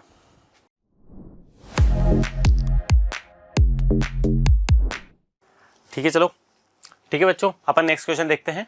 नेक्स्ट क्वेश्चन में क्या था, देखो क्वेश्चन पढ़ते हैं। लेट एस इक्वल्स टू, जो अपने पास एक सेट दिया हुआ है 1 से लेकर 10 तक नंबर है, जिसमें consider the set x equals to r to r is in a equivalence relation on the set s such that r is exact. r के पास कितने एलिमेंट है, 42 एलिमेंट्स है अपने पास, ठीक है। Then the number of elements in x। Main चीज जो अपने को समझने वाली है इक्विवेलेंस रिलेशन। कौन सी चीज है, इक्विवेलेंस रिलेशन। इक्विवेलेंस रिलेशन में एक सुंदरता होती है बेटा बहुत। क्या सुंदरता होती है, अगर उसके अंदर अपन ने कोई भी डायगोनल एलिमेंट तो लेने ही पड़ेंगे अपने को सारे के सारे। उसके अलावा अगर अपन कोई भी एलिमेंट्स लेते हैं ना, कोई भी एलिमेंट, तो वो जब अपन उनको एक तरफ इकट्ठा करते हैं तो हमेशा एक मैट्रिक्स बनाते चलते हैं पूरी की पूरी। जैसे n क्रॉस n की मैट्रिक्स बनाएंगे, मान लिया यहाँ पे बनाई एक n1 क्रॉस n1 की, हमेशा ऐसा ही होगा, आप कभी भी देखिएगा, ठीक है। इसके अलावा अगर मैंने दूसरी मैट्रिक्स ली तो यहाँ पे क्या होगी, n2 क्रॉस n2 की। ऐसे चलते चलते जब भी मैं ऐसे जितने भी रिलेशन हैं उनको डिफाइन करूंगा इक्विवेलेंस रिलेशन को, इसके अंदर वो सारे के सारे इकट्ठे होके क्या बनेंगे, एक मैट्रिक्स बनाते चलेंगे हर बार। तो बनाते चलेंगे, तो इसका मतलब मैं चाहता था कि मेरे पास ऐसी कितनी भी मैट्रिक्स आ जाए। तो इसका मतलब मैं यहाँ पे क्या लेना चाहता था, n1 n2 n3 up to nk तक क्या चाहता था मैं, कितनी भी मैट्रिक्स आ जाए मेरे पास, n1 क्रॉस n1 की आ जाए, n2 क्रॉस n2 की आ जाए, या फिर nk क्रॉस nk की अपने पास मैट्रिक्स आ जाए, ठीक है भाई। अब लेकिन इसके अंदर कंडीशन क्या है, अगर मैं यहाँ तक की लूँगा तो n1 plus n2 plus n3 plus nk, इन सबका सम कितना होना चाहिए था, मैं 10 तक की तो जा सकता था, तो इनका सम कितना होना चाहिए था, 10 होना चाहिए था। कितना होना चाहिए था, 10, n1 plus n2 plus n3 up to nk, कितना होना चाहिए था इसका सम, 10 होना चाहिए था, ठीक है। अगर यहाँ पे 10 हो गए, अपन को टोटल एलिमेंट्स कितने चाहिए थे बेटा? 42। कितने चाहिए थे? 42। अगर ये एक मैट्रिक्स बनी तो इसके अंदर कितने एलिमेंट होते हैं? n1 का स्क्वायर, इसमें n2 स्क्वायर, ऐसे अप टू nk का स्क्वायर। कितने एलिमेंट्स हो जाएंगे? nk square. तो अपने को n1 square plus n2 square plus n3 square up to nk square, इसकी वैल्यू कितनी चाहिए? 42। तो मतलब जो अपने पास अभी तक क्वेश्चन था अपने पास क्या था कि मेरे पास एक सेट है जिसके अंदर 1 से लेकर 10 तक एलिमेंट्स है। अपन इसके अंदर चाहते क्या थे? अपन चाहते थे कि अपने पास एक इक्विवेलेंस रिलेशन आए जिसके अंदर कितने एलिमेंट्स हो? 42। पहली चीज जो समझने वाली थी, इक्विवेलेंस रिलेशन होता क्या है? इक्विवेलेंस रिलेशन आपको पता है, ऐसा रिलेशन जो सिमेट्रिक भी हो, रिफ्लेक्सिव भी हो, ट्रांजिटिव भी हो। सिमेट्रिक भी हो, रिफ्लेक्सिव भी हो, ट्रांजिटिव भी हो। मैं आप लोगों से इसी बात क्यों बोल रहा हूं बार बार? क्योंकि रिफ्लेक्सिव के लिए डायगोनल तो लेने ही पड़ेंगे मुझे। सिमेट्रिक के लिए होगा क्या कि अगर मैंने कोई एलिमेंट यहां पे लिया है तो वही सेम एलिमेंट मुझे यहां पे भी लेना पड़ेगा। ठीक है, जो एलिमेंट मैंने वहां लिया है वही एलिमेंट मुझे यहां पे भी लेना पड़ेगा। तो जब आप उनको इकट्ठा करेंगे ना तो हमेशा क्या बनती चली जाएगी? एक मैट्रिक्स बनती चली जाएगी जिसके अंदर सारे के सारे एलिमेंट्स क्या होंगे? फिल्ड होंगे। जिसके अंदर सारे के सारे एलिमेंट्स क्या होंगे बेटा? फिल्ड होंगे। तो इसका मतलब मैं इसके एलिमेंट्स तो काउंट कर सकता था इजीली। आप करिएगा, जैसे अगर मैंने इस 3 वाले पार्ट को इधर उठा के लेके आया, या फिर इस 2 वाले को इधर लेके गया, तो हर बार अपन ऐसा कर पाएंगे। या फिर कहीं और लेके गया तो मैं कहीं पे भी लेके जाऊंगा ना, तो बेटा यहां जितना पार्ट बनेगा, जैसे ये 3 वाला पार्ट बनेगा मेरे पास, ये 3 वाले पार्ट को मैं यहां पे भी लेके जाऊंगा ना। अगर ये 3 क्रॉस 3 वाले, ये वाला जो 9, ये कितने 6 एलिमेंट्स है, अगर ये 6 एलिमेंट्स मैं यहां पे लेके आया, ऐसे ही वो 6 एलिमेंट्स कहां पे आ जाएंगे अपने पास? यहां आ जाएंगे। तो देखो, इनको मैं कहीं पे भी लेके जाऊं, ऐसे ही मैं इस वाले एलिमेंट्स को कहीं पे भी लेके जाऊं, यहां पे माना कि यहां पे 2 का एलिमेंट है, लेकिन इनके आसपास नहीं लेके जाऊं, जो इनके क्रॉस में हो, तो बचे हुए पार्ट्स के अंदर वो लेके जाने हैं अपने को। मतलब उसको मेरे को इस वाले पार्ट में नहीं लेके जाना है। तो आपको पता लगेगा हर बार अपने पास एक ऐसी मैट्रिक्स आएगी। यही सुंदरता है बेटा इक्विवेलेंस रिलेशन की। हर बार एक मैट्रिक्स आएगी जिसको मैं पूरा का पूरा फिल कर सकता था। तो अपने पास ये बात समझ में आई कि नंबर ऑफ एलिमेंट्स कितने थे? n1 plus n2 plus n3 plus n4 plus up to nk। ये कितने होने चाहिए थे? 10 होने चाहिए थे। कितने होने चाहिए थे? 10। अब मैं बताया मैट्रिक्स फिल हो गई है, तो नंबर ऑफ एलिमेंट्स बता सकते हैं अपन उसके अंदर 42। अब मुझे सिर्फ केसेस काउंट करने थे, वो तो हिट एंड ट्रायल मेथड था। तो सोचते हैं अपन क्या क्या कर सकते थे। जैसे मैंने केस 1 लिया, क्या लिया? केस 1। केस 1 के अंदर सोचते हैं अपन, जैसे मैंने 5 लिया, 4 लिया और 1 लिया। देखो 5 प्लस 4 कितना होता है बेटा? 9। 9 प्लस 1 कितना होता है? 10। तो मतलब फर्स्ट वाली कंडीशन तो ये फुलफिल कर रहा है। सेकंड वाली देखते हैं, 5 का स्क्वायर प्लस 4 का स्क्वायर प्लस 1 का स्क्वायर कितना हो जा रहा है? 25 प्लस 16 प्लस 1 कितना हो गया है? देखो 42 हो गया क्या? 42 हो गया? हाँ सर हो गया। इसका मतलब क्या है वो समझते हैं अपन। इसका मतलब ये है बेटा कि जो ये मेरे पास 10 एलिमेंट्स वाले पार्ट थे ना, 1 1 2 2 अप टू यहाँ पे 10 10 तक, इसका मतलब मुझे इनमें से कोई भी 5 का एक ग्रुप बना सकता था, फिर 3 का एक ग्रुप बना सकता, 4 का एक ग्रुप बना सकता था। यहाँ पे 5 क्रॉस 5 का बनाना था, 4 क्रॉस 4 का बनाना था और बचा हुआ 1 क्रॉस 1 का। ये मैं कहीं पे भी ले सकता था। तो इसके बाद तो अपन को पीएनसी लगानी थी ना, किसकी? ग्रुपिंग की। किसकी लगानी थी? पीएनसी, ग्रुपिंग की लगानी थी। तो ग्रुपिंग की लगाते तो क्या आता अपने पास? ग्रुपिंग कैसे करते हैं? मुझे चाहिए टोटल कितने थे? 10 थे। 10 factorial upon 5 factorial 4 factorial into 1 factorial. इसको तो करना आता है अपने को। ऊपर कितना बचेगा? 10 9 8 7 6। नीचे कितना आ जाएगा? 4 3 2 4 2 जा 8, 3 से 3 टाइम जाएगा, 7 3 जा 21, 21 इंटू 60 कितना आ जाएगा? 1260। क्या सर सिर्फ एक ही केस बन रहेगा? और केस सोचते हैं। फिर अपने को जैसे ही अपन लोग केस सोचना शुरू करेंगे तब अपने को पता लगेगा एक और केस बन सकता था। कौन सा? 6 2 1 1। देखो इनका सम करो तो 10 हो गया क्या? इनका स्क्वायर करते हैं, 36 प्लस 4 प्लस 1 प्लस 1 कितना हो गया? 42। अरे हाँ सर, ये तो अपने दोनों केस फुलफिल कर दिया है। जैसे ही इसने अपने दोनों केस फुलफिल कर दिए हैं तो मतलब ये सेकंड केस बन सकता था। तो इसके अंदर अपने पास ग्रुपिंग करते हैं, तो नंबर ऑफ रिलेशन यहाँ पे फाइंड आउट करने की कोशिश करते हैं। नंबर ऑफ रिलेशन कितने होंगे? Factorial 10 upon factorial 6 factorial 2 factorial 1 factorial 1। बताओ इतना ही होगा कि नहीं? 1 वाला कितने होंगे? ग्रुप रिपीट कर गए तो डिवाइड बाय 2 भी करेंगे, ठीक है। इससे क्या आ जाएगा आंसर, इससे दोबारा सॉल्व करते हैं, 10 6 तो चला ही जाएगा, 10 9 8 7 2 इंटू 2 कितना हो जाएगा, फिर वही आ जा रहा है तो 1260, कितना आ गया 1260। सो टोटल रिलेशन कितने हो गए अपने पास, टोटल रिलेशन कितने हो जाएंगे 2 इंटू 1260 कितने हो गए 2520। बात समझ में आई बेटा।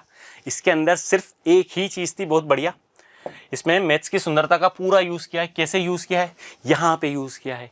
इक्विवेलेंस रिलेशन हमेशा क्या करता है बेटा, जब भी उनके एलिमेंट्स को एक तरफ इकट्ठा करना शुरू करोगे ना आप, हर बार एक मैट्रिक्स बनाता चलेगा जिसके अंदर सारे के सारे एलिमेंट्स क्या होंगे, फिल्ड होंगे, ठीक है। अपने पास यहाँ तक बात समझ में आई। इसके बाद अपन चलते हैं नेक्स्ट क्वेश्चन पे।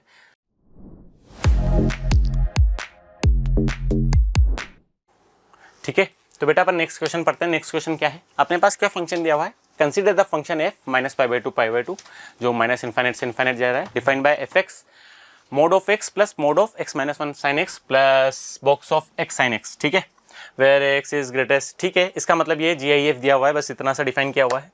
अल्फा कौन से पॉइंट है बेटा अपने पास, अल्फा वो पॉइंट है नॉट कंटिन्यूस वाले, बीटा कौन से पॉइंट है, नॉन डिफरेंशिएबल वाले, ठीक है। अल्फा और बीटा के बारे में इस क्वेश्चन को अगर बेटा अपन को सोचना है ना, तो अपन ऐसा सोच सकते थे इसके बारे में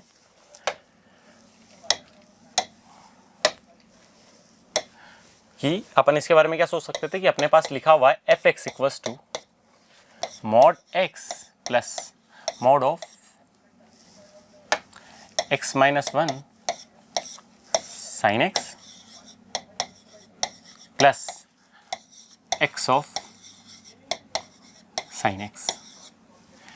अगर मैं इस फंक्शन को gx मान लूं और इसको क्या मान लूं hx, तो मैं दोनों का बिहेवियर अलग अलग देख लेता हूं। मुझे डिसकंटिन्यूअस और कंटिन्यूअस ही तो चाहिए, ठीक है, मिल जाएगा, देख लेते हैं अपन उसके बारे में। तो अपने पास कौन सा फंक्शन है, gx है। अपन सिर्फ gx के बारे में सोचते हैं अभी थोड़ी देर के लिए। gx है, gx कहाँ पे, मोड वाला कहाँ पे चेंज करता है, अपनी जो भी अपना बिहेवियर है वो कहाँ पे चेंज करता है, जो उनके क्रिटिकल पॉइंट्स है। इसका मतलब सर मुझे चेक कहाँ पे करना है, इसके क्रिटिकल पॉइंट्स पे करना है। तो ठीक है, एक बार फंक्शन को लिख ही लेते हैं अपन। तो कहाँ से कहाँ तक जाते हैं, पहले -π/2 टू -π/2 टू कहाँ तक जाएंगे, 0 तक जाएंगे। चलते हैं, 0 तक चलेंगे तो ये भी नेगेटिव रहेगा, ये भी नेगेटिव रहेगा, तो ये क्या आ जाएगा 1 - 2x sin x। फिर 0 से लेके π/2 चलते हैं अपन, यहाँ पे इक्वल टू नहीं आएगा। क्यों नहीं आएगा, क्योंकि अपन को कौन सा ब्रैकेट दिया हुआ है, ठीक है, ओपन ब्रैकेट दिया हुआ था। 0 पे चलते हैं, 0 से लेके अपन कहाँ चलते हैं, 1 पे चलेंगे। क्यों चलेंगे 1 पे, क्योंकि नेक्स्ट क्रिटिकल पॉइंट कौन सा आ रहा है, 1 आ जा रहा है, ठीक है। फिर 1 से लेके चलेंगे π/2 पे। 0 से लेके 1 पे क्या बन जा रहा है, ये तो पॉजिटिव बन जाएगा, ये नेगेटिव बन जाएगा, तो ये बन जाएगा लगभग अपना sin x। 1 से लेके π/2 पे दोनों पॉजिटिव बन जा रहे हैं, तो इसका मतलब ये बिहेव करेगा 2x - 1 sin x की तरह, ठीक है सर जी, इतना मुझे समझ में आया। अब करना क्या है, ये कंटिन्यूस फंक्शन मल्टीप्लाई करेंगे कंटिन्यूस, इस रेंज में, इस रेंज में, इस रेंज में। अब मुझे चेक कहाँ करना था, ये तो अपने को ऑलरेडी पता था, क्रिटिकल पॉइंट्स पे चेक करना है, तो चेक करते हैं। एक बार x = 0 पे चेक करते हैं। x = 0 पे इसको पुट करो, 0 हो जा रहा है तो पूरा वाला पार्ट, ये पूरा ही पार्ट कितना हो जा रहा है, 0 हो जा रहा है x = 0 पे।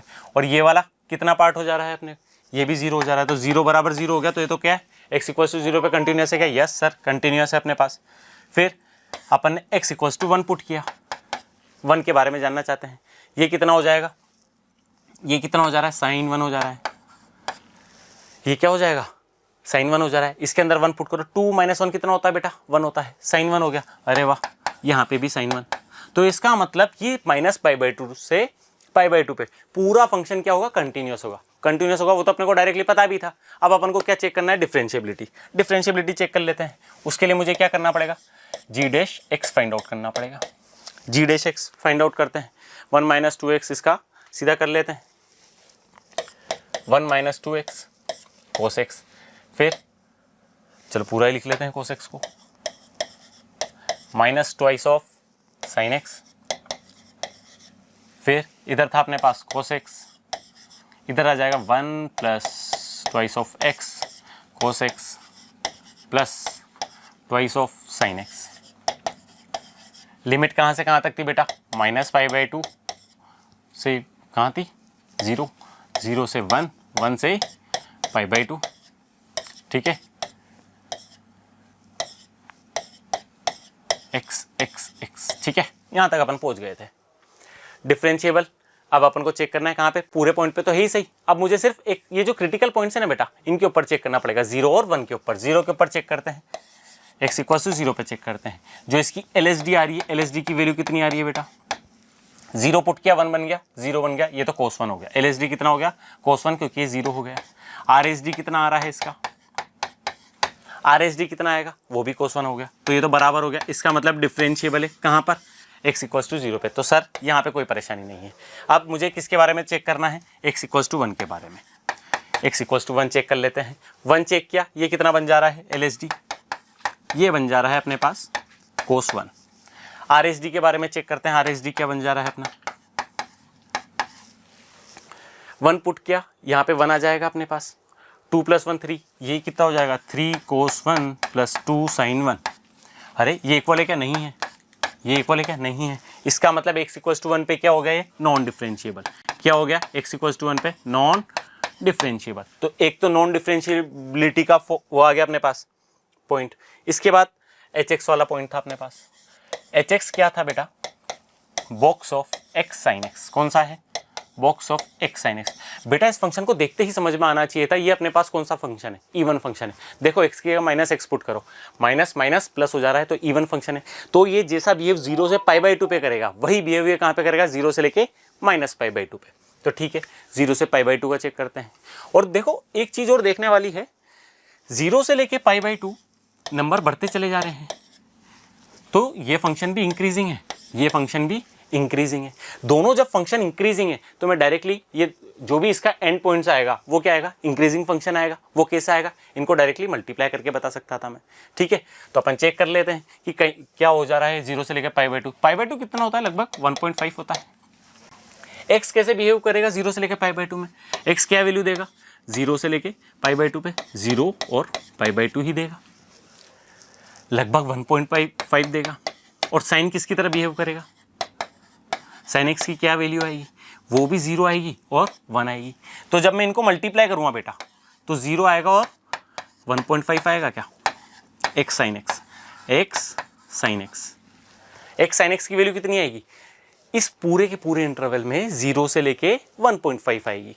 मैं क्या बता रहा हूँ, 0 से लेके π/2 क्यों देख रहे हैं, क्योंकि इवन फंक्शन है। जैसे ये 0 से π/2 में बिहेव करेगा वैसे ही 0 से -π/2 पे बिहेव करेगा। ठीक है, 0 से लेके 1.5 चले जा रहे हैं, चलते हैं। अब मैं इसका अगर बॉक्स लगाता हूँ तो मुझे इसको 2 पार्ट में ब्रेक करना पड़ेगा जीआईएफ की प्रॉपर्टी के हिसाब से। कहाँ से कहाँ तक, पहले तो मुझे एक्स साइन एक्स को 1 तक ब्रेक करना पड़ेगा। क्यों, क्योंकि इसका जो भी वैल्यू आएगा वो कितना आएगा, 0 आएगा।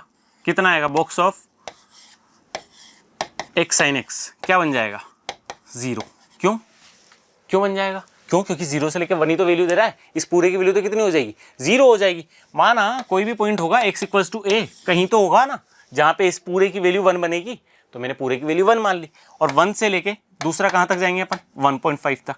1 से लेके 1.5 तक जब x sin x होगा तभी बॉक्स की वैल्यू कितनी आ जाएगी, box of x sin x की 1 आ जाएगी।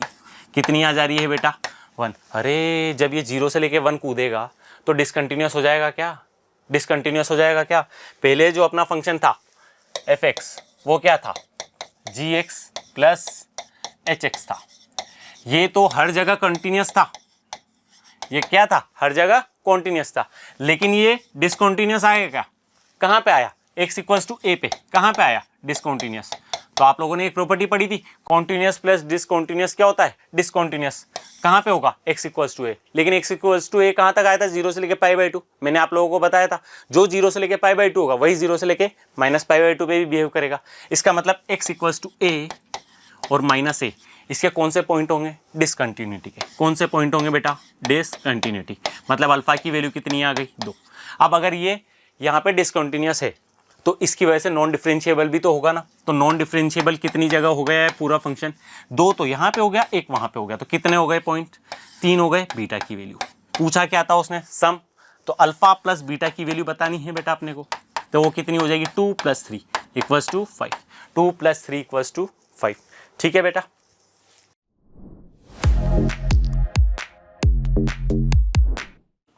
तो क्वेश्चन नंबर 11 परमुटेशन कॉम्बिनेशन का क्वेश्चन है। क्वेश्चन क्या कह रहा है, the number of ways to distribute 10 identical red pens and 14 identical blue pens among the 4 persons के बीच में, so that each person will get 6 pens. तो रेड पेन्स हम मान लेते हैं RI और ब्लू पेन्स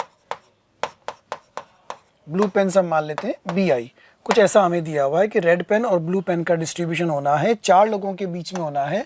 इसका मतलब ये हो गया R1 plus R2 plus R3 plus R4, और ये कितने लोगों के बीच में होने वाला है, ये होने वाला है कुल मिलाकर के 4 लोगों के बीच में, इसलिए R4 तक। और पेन कितने हैं कुल मिलाकर के 10। अब अगर हम यहाँ से बात करें तो रेस्ट्रिक्शन इसके अंदर जो रेड पेन की रेस्ट्रिक्शन लगने वाली है वो रेस्ट्रिक्शन लगने वाली है 0 और RI less than equal to 6। 6 pen एक व्यक्ति को मिल सकते हैं मैक्सिमम। सिमिलरली अगर B की बात करेंगे तो जो B ऑफ I हो जाएगा वो हो जाएगा 6 माइनस RI। इट मीन्स अगर हम रेड पेन का डिस्ट्रीब्यूशन निकाल लें तो ब्लू पेन का अपने आप होने वाला है। हाँ जी, बिल्कुल अपने आप होने वाला है, उसमें कुछ दिक्कत आएगी ही नहीं। टोटल यहाँ पर आपको साफ साफ दिखाई दे रहा है कि RI प्लस BI वो 6 के बराबर होगा। क्लियर हो गया वो कि 6 के बराबर होगा। कुल मिलाकर के किसी को 10 और 14 में से कुछ भी पेन मिल जाए, लेकिन एक व्यक्ति को मैक्सिमम 6 मिलने वाले हैं, तो टोटल पेन 24 होने वाले हैं। 4 लोग हैं, साफ साफ डिस्ट्रीब्यूशन नजर आ रहा है कि 24 पेन्स टोटली डिस्ट्रीब्यूट होने वाले हैं। अब विदाउट रेस्ट्रिक्शन बात करें, यहाँ पर कोई रेस्ट्रिक्शन नहीं है, तो विदाउट रेस्ट्रिक्शन अगर हम बात करते हैं तो सीधा सीधा यहाँ से मिलता है 10 plus 4 minus 1 C4 minus 1। Simple, सीधा सीधा ये आपको मिल रहा है, जो कि आपकी वैल्यू आ रही है सॉल्व करने पर 13 C3, ये वैल्यू आ रही है 286। जब कोई रेस्ट्रिक्शन नहीं, तो साफ साफ आपको आंसर 286 मिल रहा है। बट हो सकता है ना कि R1 7 या 7 से बड़ा हो रहा हो, पॉसिबल है। हो सकता है ना कि इसको 7 मिल रहे हो, इसको 1 तो भी 10 आ रहा हो, पॉसिबल है। हो सकता है ना कि इसको 7 मिल रहे हो, इसको 1 तो भी 10 आ रहा है, तो ये तो पॉसिबल हो सकता है। लेकिन किसी को 7 मिल सकते हैं क्या? नहीं, ईच पर्सन शुड गेट 6 से ज़्यादा मिल नहीं सकते। तो वो रेस्ट्रिक्शन वाला केस हम निकाल लेते हैं। तो ये वाला जब केस हम बना रहे हैं तो ये हो जाएगा हमारा R1 minus 7 plus R2 plus R3 plus R4, और ये कितना बचेगा अब इधर 3, क्योंकि 7 तो इधर चला गया। तो ये हो गया आपका, मान लीजिए R1 dash plus R2 plus R3 plus R4 equal to 3 हो गया। तो जब इसको सॉल्व करेंगे तो ये आपके पास आ जाएगा 3 प्लस 4 माइनस 1 C4 माइनस 1। तो ये वैल्यू कितनी आ रही है यहाँ पर 6C3। 6C3 की वैल्यू हो जाएगी 20, और ऐसा कितने टाइम्स होने वाला है? 4 टाइम्स। एक बार R1 के लिए, एक बार R2 के लिए, एक बार R3 के लिए और एक बार R4 के लिए, ऐसा होगा। क्योंकि अभी जो मैंने लिखा है वो सिर्फ किसके लिए लिखा है? R1 के लिए। हो सकता है R1 के पास 7 चले गए, ऐसा ही R2 के लिए हो सकता है, R3 के लिए, R4 के लिए। देयरफॉर विद रेस्ट्रिक्शन कितना हो गया? 4 इंटू 20 दैट इज 80। तो टोटल नंबर ऑफ वेज क्या हो गए? टोटल वेज हो जाएंगे, जो हमारे पास पहले आया था वो कितना आया था? 286 माइनस जो विद रेस्ट्रिक्शन है 80, उसको माइनस करेंगे 206। तो परम्यूटेशन कॉम्बिनेशन का क्वेश्चन था, सिंपल क्वेश्चन था, टफ नहीं था। ये इजी क्वेश्चन आया इंटीजर टाइप के अंदर, जिसमें 10 रेड आइडेंटिकल पेन्स और 14 आइडेंटिकल ब्लू पेन्स को 4 लोगों में डिस्ट्रीब्यूट करना था इस तरीके से कि सबको 6 पेन मिल जाए। तो आंसर इसका फाइनली कितना होगा? 206।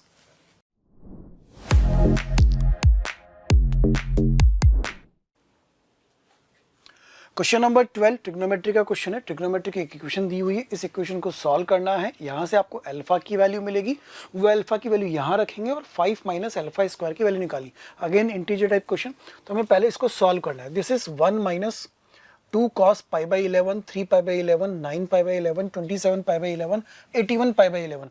पहला तो यहाँ पे देख के एकदम से थोड़ा सा ऐसा लगता है कि ये 3 की पावर 0 इंटू पाई, 3 की पावर 1 इंटू पाई, 3 की पावर 2 इंटू पाई, 3 की पावर 3 इंटू पाई, 3 की पावर 4 इंटू पाई, कोई सीरीज बन रही है, पर एक्चुअल में कोई सीरीज बन नहीं रही है। आपको इसको थोड़ा सा चेंज करके लिखना पड़ेगा। आप जैसे यहाँ पर 81 वाले को लिख सकते हैं इसको, तो cos 81 पाई अपॉन 11, इसको आप क्या लिख सकते हैं, cos ऑफ 8 पाई।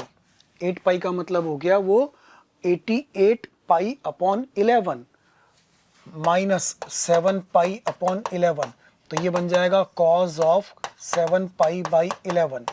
ये वापस cos 7, तो ये वाला जो होगा वो आपका बन जाएगा 1 minus 2 cos 7 pi by 11।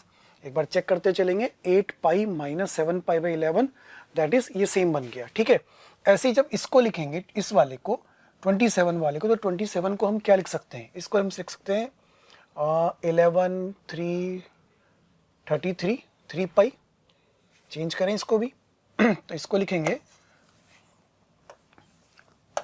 cos 27 pi upon 11, तो 27 पाई बाई 11 को हम लिख सकते हैं, ये बन जाएगा cos 2 pi plus 5 pi by 11, तो ये वाला हो जाएगा cos 5 पाई बाई 11। इस मीन्स ये वाला जो ब्रैकेट है, ये ब्रैकेट बन रहा है 1 माइनस 2 cos 5 पाई बाई 11।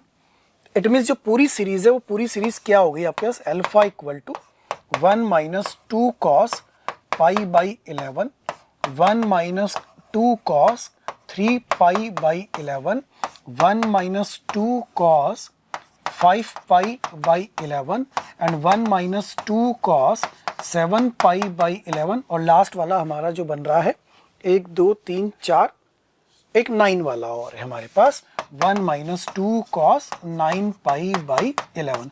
कुल मिलाकर के ये 5 ब्रैकेट हमारे पास है। अब इसको भी थोड़ा सा हमें सॉल्व करना है, तो उसको हम इधर सॉल्व कर लेते हैं। हमारे पास है 1 माइनस 2 cos थीटा, इसको cos थीटा बाई 2 से अगर मल्टीप्लाई डिवाइड करें, cos थीटा बाई 2 से मल्टीप्लाई एंड डिवाइड करें, तो ये क्या बनता है, ये बनता है cos of theta by 2 minus 2 cos theta by 2 into cos of theta upon cos of theta by 2। थोड़ा ध्यान से देखिएगा इसको क्या बन रहा है, ये बन रहा है cos of theta by 2 minus this is 2 cos a cos b, 2 cos a cos b is cos of a plus b plus cos of a minus b, तो ये बन जाएगा cos of theta plus theta by 2, that is 3 theta by 2 and minus plus minus से minus हो गया, ये हो जाएगा थीटा माइनस, तो cos of theta by 2 upon cos of theta by 2। It means ये कैंसिल होके आपके पास फाइनली आ रहा है minus cos 3 theta by 2 upon cos theta by 2। It means जो हमारे पास लिखा हुआ है 1 माइनस 2 cos थीटा, उसको लिखा जा सकता है minus cos 3 theta by 2 upon cos theta by 2। अब इसको ध्यान में रख लीजिए बस, और इससे हमारे वो पांचों ब्रैकेट थोड़े सिंपलेस्ट फॉर्म में कन्वर्ट हो रहे हैं कि 1 माइनस 2 cos थीटा को minus cos 3 theta by 2 upon cos theta by 2 लिख सकते हैं, और वैसा ही लिखना शुरू करते हैं तो अल्फा इक्वल टू हो जाएगा माइनस cos 3 थीटा बाई 2, इसका मतलब हो गया पाई बाई 11 थीटा हमारा चल रहा है, तो ये हो जाएगा 3 पाई बाई 22। यहाँ से देखिए माइनस cos 3 थीटा बाई 2, तो 3 बाई 2 इंटू थीटा हो रहा है, और हमारा थीटा कौन है, पाई बाई 11, तो 3 by 2 into theta upon cos theta by 2, तो हो गया पाई बाई 22। ये पहला ब्रैकेट रिजॉल्व हुआ। ऐसे ही फिर अगला ब्रैकेट रिजॉल्व होगा minus cos 9 pi by 22 upon cos 3 pi by 22। फिर अगला वाला रिजॉल्व होगा माइनस cos, ये हो जाएगा 5 पाई बाई 11, तो ये हो जाएगा 3, तो 15 pi by 22 upon 5 pi by 22। फिर अगला माइनस cos 3 थीटा बाई 2, तो 21 pi by 22 upon cos 7 pi by 22। आप ऐसा सारे के सारे लिख लीजिए। लास्ट वाला बन रहा है माइनस कॉस 9, तो ये हो गया 27 pi by 22 upon 3 pi by 2, और ये हो जाएगा कॉस 9 पाई बाई 22। जब आप इसको सॉल्व कर रहे हैं, ये सारे के सारे आपस में कैंसिल हो रहे हैं। आप जब इनको सॉल्व करोगे तो सारे के सारे टर्म्स कैंसिल हो जाएंगे और पूरा का पूरा सॉल्व होके कुछ नहीं करना है, इसको सॉल्व करना है आपको। आप देखो इसमें कुछ कुछ टर्म्स तो कट जाएंगे, कुछ कैंसिल हो जाएंगे। ये 21 पाई बाई 22, वहाँ 27 पाई बाई 22 5 वाले से कैंसिल हो रहा होगा। ये कॉस है यहाँ पर, है ना, कॉस 5 पाई बाई 20, ये कॉस 5 बाई 22, उधर 27 पाई बाई 22, ये कैंसिल होगा आपस के अंदर। इधर 3 पाई बाई 22 और इधर यहाँ पर 15 वाला ये कैंसिल होगा। ऐसे पाई बाई 22 और 9 पाई बाई 22, इधर 9 पाई बाई 22 ये कैंसिल हो रहा है। ऐसे सारे के सारे कैंसिल हो जाएंगे और आपको अल्फ़ा की वैल्यू यहाँ से मिलेगी 1। जब अल्फ़ा की वैल्यू 1 मिल गई तो आंसर आ गया ना। फिर 5 minus 1 answer is 4, so the final answer is 4। तो ट्रिग्नोमेट्रिक इक्वेशन है 1 माइनस कॉस 2 कॉस थीटा का फॉर्मूला रिजॉल्व करके लाना है और इसको थोड़ा सा ऐसे रिजॉल्व करना है। सारे टर्म्स आपके कैंसिल होने लग जाएंगे, इजीली आपको आंसर मिल रहा है। और आंसर कितना मिल रहा है? 4। 4 is the final answer. Okay,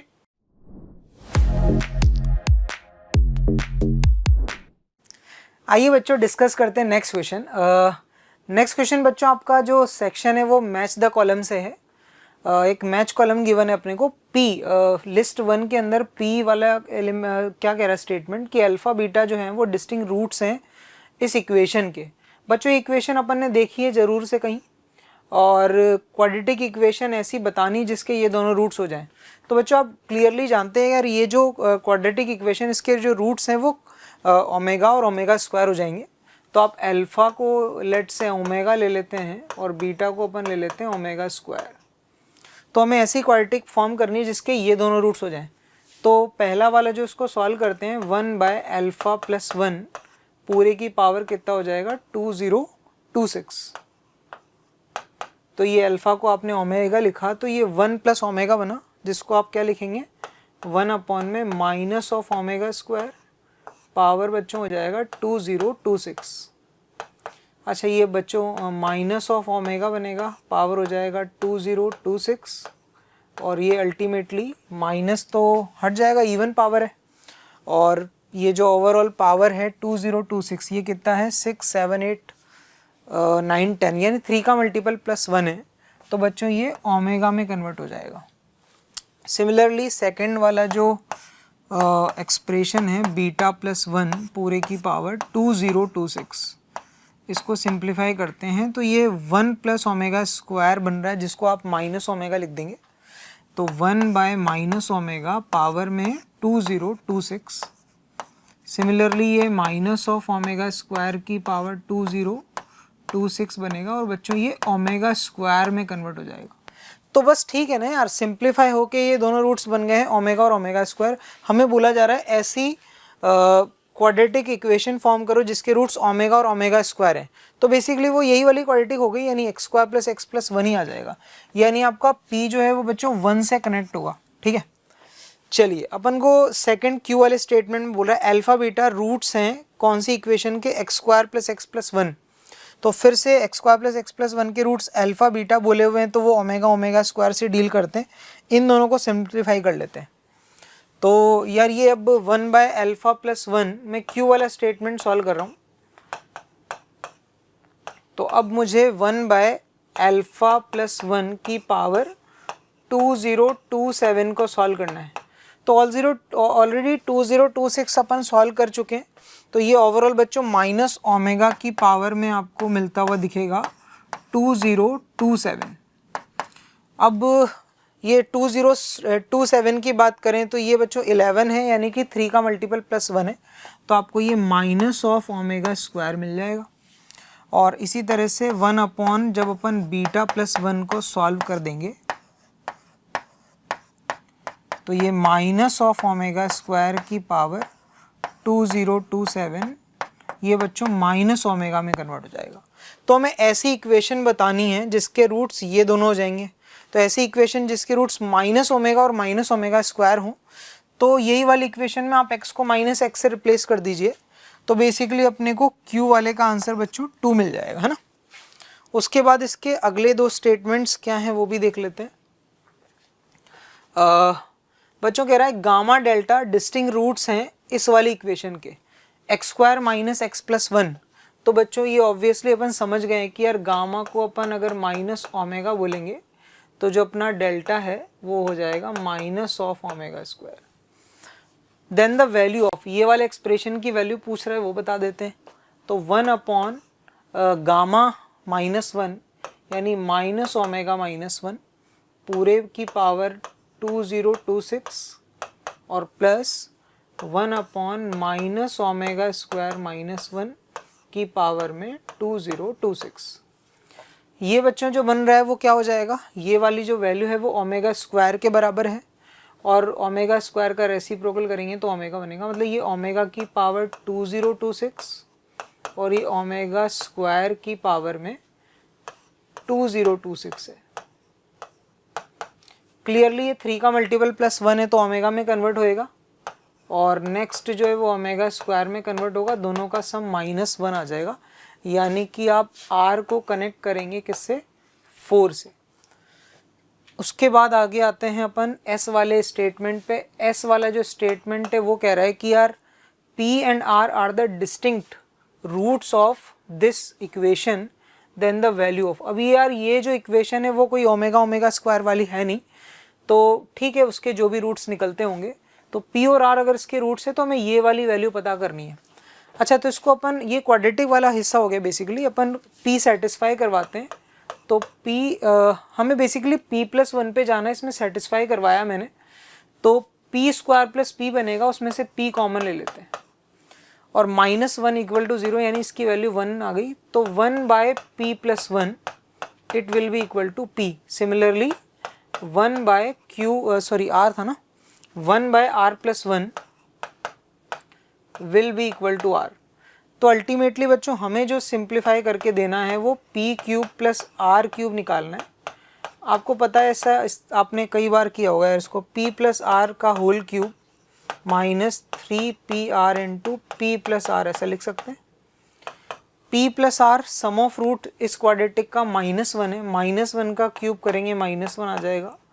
p into r product of root वो भी -1 है और ये भी वापस से -1 हो गया। अल्टीमेटली -1 और ये -3 आपको -4 मिलेगा, यानी कि हम s वाले को 5 से कनेक्ट करेंगे। तो बच्चों अल्टीमेटली हमारा आंसर होना चाहिए 1 2 एंड 4 5, 1 2 4 5, यानी कि ऑप्शन नंबर सी आपका आंसर हो जाएगा।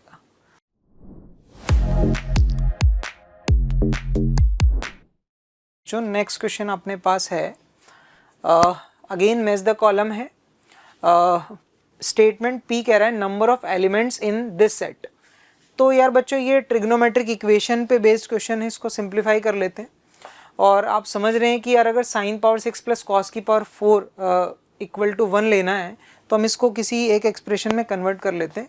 Late say sin² x is equal to t, sin² x को t एज्यूम कर लेते हैं।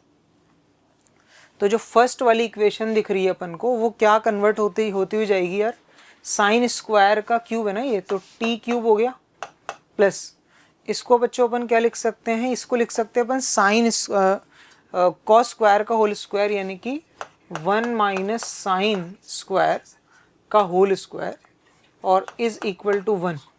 तो ये इक्वेशन बन जाएगी t³ और प्लस में t², यहाँ पे आपको -2t मिलेगा plus 1 is equal to 1।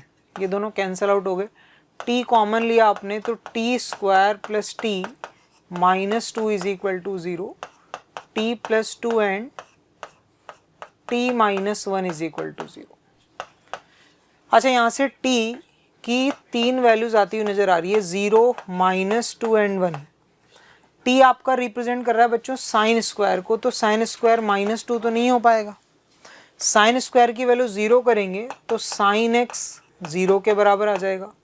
sin² x की वैल्यू 1 करेंगे तो sin x या तो 1 या -1। तो कुल मिला के sin x की वैल्यू 0 1 या -1 3 पॉसिबिलिटीज़ हैं। अच्छा, हमें जो वैल्यू पता करनी है माइनस पाई से पाई के बीच में पता करना है। माइनस पाई से पाई तक अगर अपन बच्चों घूमते हैं, माइनस पाई वाला एंगल आपको यहाँ कहीं मिलेगा। यहाँ से अगर अपन वापस पाई तक घूमेंगे तो हमें साइन की ये वैल्यूज़ कितनी बार मिलने वाली है? देखो, साइन की वैल्यू 0 तो 2 जगह मिल जाएगी, साइन की वैल्यू 1 या -1 बच्चों आपको यहाँ 2 जगह मिल जाएगी। तो सॉरी, साइन की वैल्यू 0 आपको 3 जगह मिलेगी, माइनस पाई पे 0 पे, है ना, और ये 2। तो अल्टीमेटली 5 सॉल्यूशंस अपने को इस वाले इक्वेशन के मिलेंगे, तो नंबर ऑफ एलिमेंट्स जो होंगे वो 5 हो जाएंगे। तो P का आंसर बच्चों अपना 5 हो जाएगा, जो कि हम 5 से कनेक्ट करने वाले हैं, यानी कि P का आंसर आपका 5 रहेगा। चलिए Q को सॉल्व करते हैं। Q में अगेन वापस से यही कुछ इक्वेशन है, ट्रिग्नोमेट्रिक इक्वेशन। तो फिर से एक काम करते हैं अपन, लेट से हम cos स्क्वायर x इसको t एज्यूम कर लेते हैं। तो ये इक्वेशन क्या बन जाएगी यार, ये आप लिखेंगे 1 माइनस टी, है ना, साइन स्क्वायर को 1 माइनस कॉस स्क्वायर लिखा आपने, और ये कॉस स्क्वायर का क्यूब है, यानी t cube is equal to 1। तो ultimately t cube minus t यानी कि t into t square minus 1 is equal to 0। यहाँ से फिर से टी की 3 वैल्यूज आती हुई दिख रही है, 0, 1 and -1। Of course cos square positive 0 है, 0 से बड़ा नंबर होगा तो -1 एक्सेप्टेड नहीं है। कॉस स्क्वायर की वैल्यू 0 है, तो कॉस एक्स आप +1 और -1 ये 3 वैल्यू कंसिडर कर सकते हैं। हमें बच्चों जाना है -π/2 से π/2। -π/2 से होते हुए अगर अपन π/2 तक जाएंगे तो अपन को cos की वैल्यू 0 इन 2 जगह मिलने वाली है, और cos की वैल्यू -1 तो नहीं मिल पाएगी, cos की वैल्यू 1 मिलेगी इस जगह। तो अल्टीमेटली 3 सॉल्यूशन आ जाएंगे। 3 सॉल्यूशन का मतलब आपको मिला 3, यानी कि आपका Q वाले का जो आंसर आ जाएगा वो आएगा 3, है ना। आगे देखते हैं R वाला स्टेटमेंट क्या कह रहा है। R स्टेटमेंट में हमें ये वाली इक्वेशन को सॉल्व करना है, इसको सिंप्लीफाई कर लेते हैं। ये जो cos स्क्वायर x/2 है, इसको 2 से पहले मल्टीप्लाई कर दिया पूरी इक्वेशन को, तो 2 cos square x/2 minus 2 sine square x is equal to 1। ये 2 cos स्क्वायर x/2 बच्चों, इसको अपन क्या लिख सकते हैं, 1 plus cos x minus of 2, और ये साइन स्क्वायर को भी बच्चों अपन 1 माइनस कॉस स्क्वायर x लिख लेते हैं, ताकि कॉस में क्वाड्रेटिक इक्वेशन बन जाए, ठीक है। तो यार ये 1 से 1 तो कैंसिल हो गया अपना। यहाँ क्या बना, 2 cos स्क्वायर x और प्लस में cos x और साथ में -2 इज इक्वल टू 0। फैक्टर नहीं हो रहे हैं, क्वाड्रेटिक फॉर्मूला से cos x की वैल्यू निकालते हैं, आपको मिलेगा -b plus minus root of b square minus of 4ac, यानी कि कितना हो जाएगा 16 डिवाइडेड बाय 2a यानी 4। अब बच्चों यार cos की वैल्यू की अगर बात करें तो यार ये -1 माइनस √17/4, √17 आपका 4 पॉइंट समथिंग कोई नंबर होगा, तो यार ये cos की रेंज से बाहर जा रहा है, -1 से छोटा नंबर है, वो एक्सेप्ट नहीं कर पाएंगे। तो -1 प्लस √17/4, बस a की वैल्यू एक्सेप्टेड है। √17 4 पॉइंट समथिंग को ये लेट से 4.1 समझ लो, तो 4.1 -1 3.1/4 समथिंग कोई नंबर है ये। अब cos की वैल्यू इसके बराबर कितनी बार मिलेगी, -π से π के बीच में जाते हैं, -π यानी यहाँ से शुरू करके आपको वापस π तक पहुँचना है। cos की वैल्यू कोई तो पॉजिटिव वैल्यू है, cos की पॉजिटिव वैल्यू आपको एक बार 4th क्वाड्रेंट में, एक बार 1st क्वाड्रेंट में मिलेगी। 2 सॉल्यूशन बच्चों यहाँ से मिल जाएंगे। तो R वाले के लिए जो अपना आंसर 2 सॉल्यूशन यानी कि सेकंड वाला मिलने वाला है, यानी R के लिए आप 2 को मार्क करेंगे। सिमिलरली S वाले को सिंप्लीफाई करते हैं। S के अंदर जो इक्वेशन है इसको देखते हैं, फिर से ट्रिग्नोमेट्रिक इक्वेशन को सॉल्व करना है। यार ये cos साइन स्क्वायर x/2 को अपन cos में कन्वर्ट कर लेते हैं, तो 6 sine square x/2, sine square x/2 को अपन लिख लेते हैं बच्चों, क्या लिखेंगे, 1 minus cos x divided by 2 और minus of cos 3x is equal to 3। तो 2 से ये 3 टाइम्स कट जाएगा आपके पास, 3 माइनस 3 cos x माइनस, अच्छा cos 3x का फॉर्मूला लिखते हैं 4 cos cube x minus 3 cos x is equal to 3। पहली बात तो ये दोनों आपस में कैंसिल आउट हो गए। अच्छा माइनस 3 cos x है और ये प्लस 3 cos x है, तो ये भी आपस में कैंसिल आउट हो जाएंगे। तो अल्टीमेटली क्या यार, मुझे यहाँ पे सिर्फ 4 cos क्यूब x को ही ज़ीरो करना है, यानी कि cos x की वैल्यू ज़ीरो होनी चाहिए। cos x की वैल्यू ज़ीरो होनी चाहिए कहाँ से कहाँ तक के लिए, माइनस 2π से 2π। माइनस 2π से 2π का मतलब आप समझ रहे हैं, माइनस 2π इस वाली पोजीशन पे होगा, माइनस 2π से आप घूमते हुए पहले ज़ीरो तक आएंगे, फिर ज़ीरो से घूमते हुए वापस 2π तक जाएंगे, इतना आपको घूमना है। cos की वैल्यू ज़ीरो अपन को 1, 2, 3 और 4 बार मिलने वाली है, 4 सॉल्यूशंस, यानी कि इसके लिए आंसर आ जाएगा आपका 4। तो अल्टीमेटली बच्चों अपना जो आंसर हुआ वो हुआ 5, 3 and 2, 4, 5, 3 and 2, 4। Option number B is the correct answer.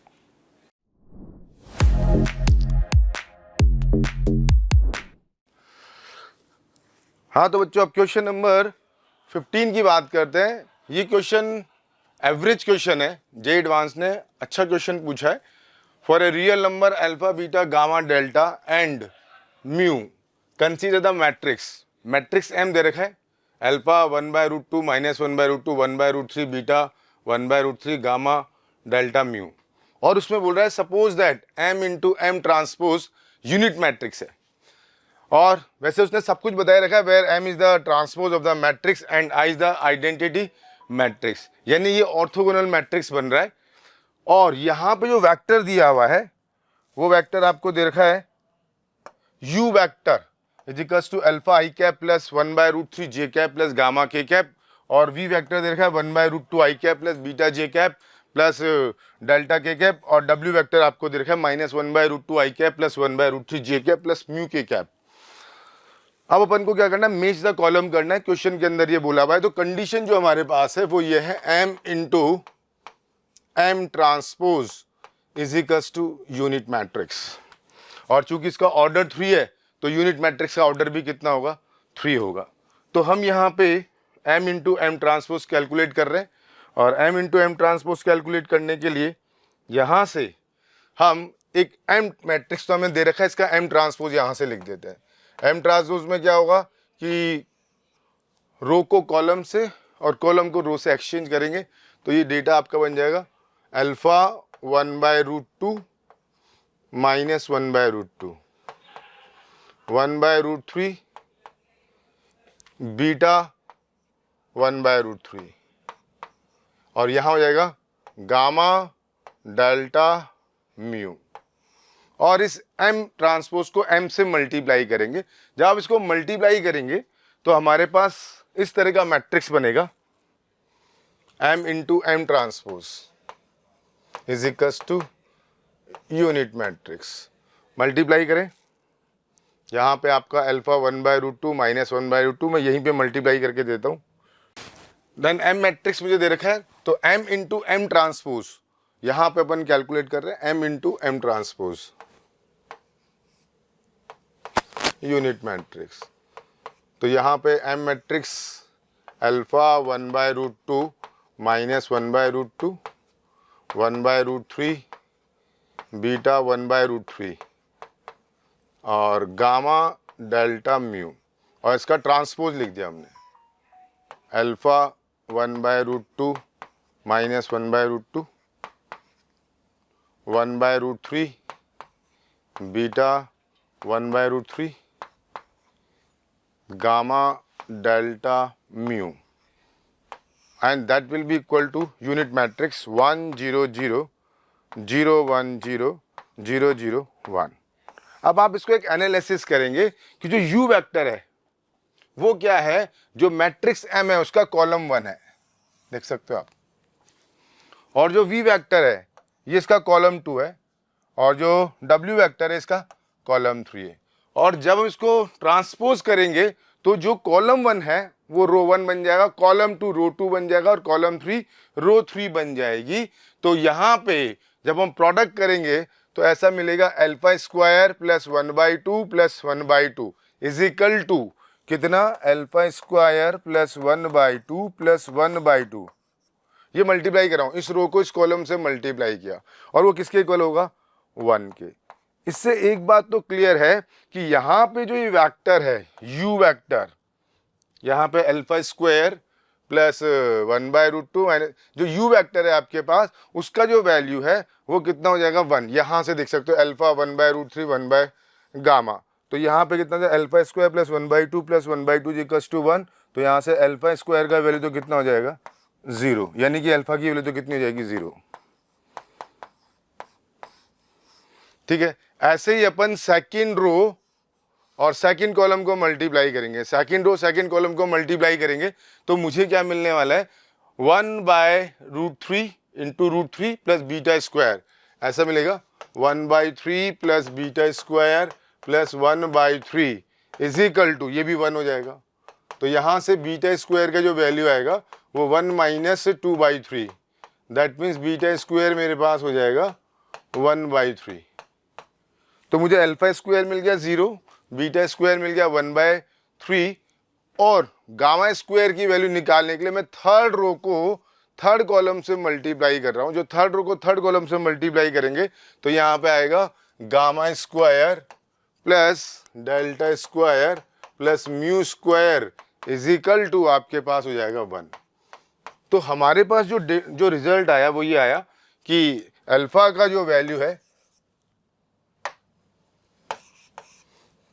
Alpha का वैल्यू 0 आया, बीटा का वैल्यू 1/√3 आया, प्लस माइनस 1/√3 बोल सकते हैं आप।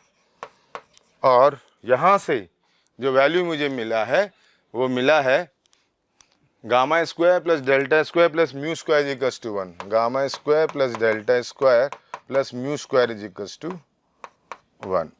और एक बात यहाँ पे क्लियर है कि m into M transpose unit matrix है, तो जो वेक्टर है u वेक्टर का जो मैग्नीट्यूड है वो कितना हो जाएगा, 1 हो जाएगा, और v वेक्टर का मैग्नीट्यूड भी कितना हो जाएगा, 1, और w वेक्टर का मैग्नीट्यूड भी कितना हो जाएगा, 1। तो यहाँ से अपन बोल सकते हैं u वेक्टर का मैग्नीट्यूड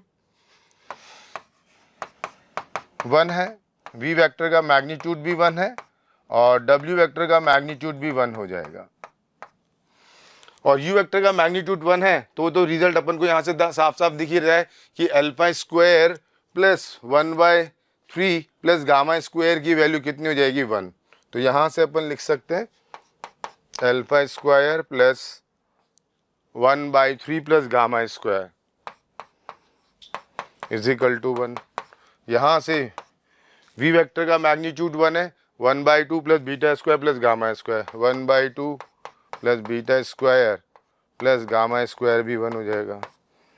और w vector 1/2 plus 1/3, 1/2 plus 1/3 plus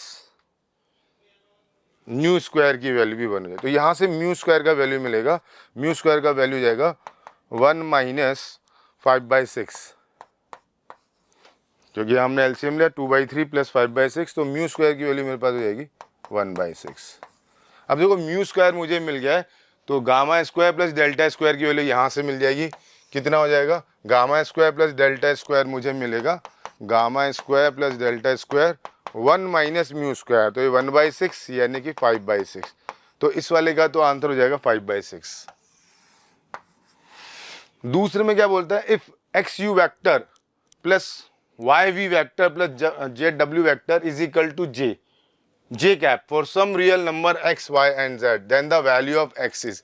अब आप इसके अंदर क्या देख रहे हैं, जो मैट्रिक्स हमें दे रखा है ना, इस मैट्रिक्स के अंदर ये जो u वेक्टर था और ये जो v वेक्टर था और ये जो w वेक्टर था, तो जब अपन इसको इससे मल्टीप्लाई कर रहे थे, इसको इसके साथ मल्टीप्लाई कर रहे थे तो ये 1 बन रहा था आपके पास।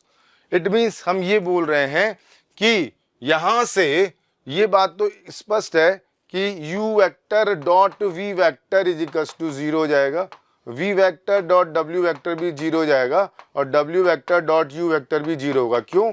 क्योंकि जब अपन ऑर्थोगोनल मैट्रिक्स की बात करते हैं, जब अपन ऑर्थोगोनल मैट्रिक्स की बात करते हैं तो ऑर्थोगोनल मैट्रिक्स के अंदर जो रिजल्टेंट आपके पास आता है वो ऐसे आता है 1 0 0 0 1 0 0 0 1।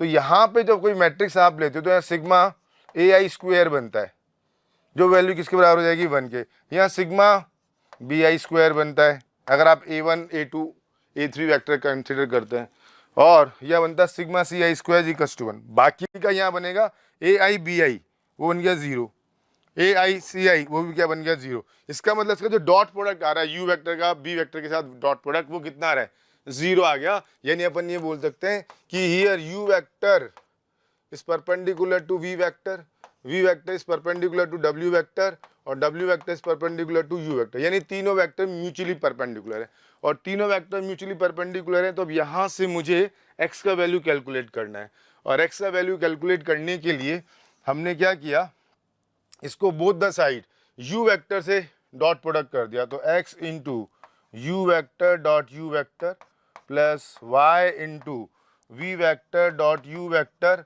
Plus z w vector dot u vector is equals to z cap j cap dot u vector.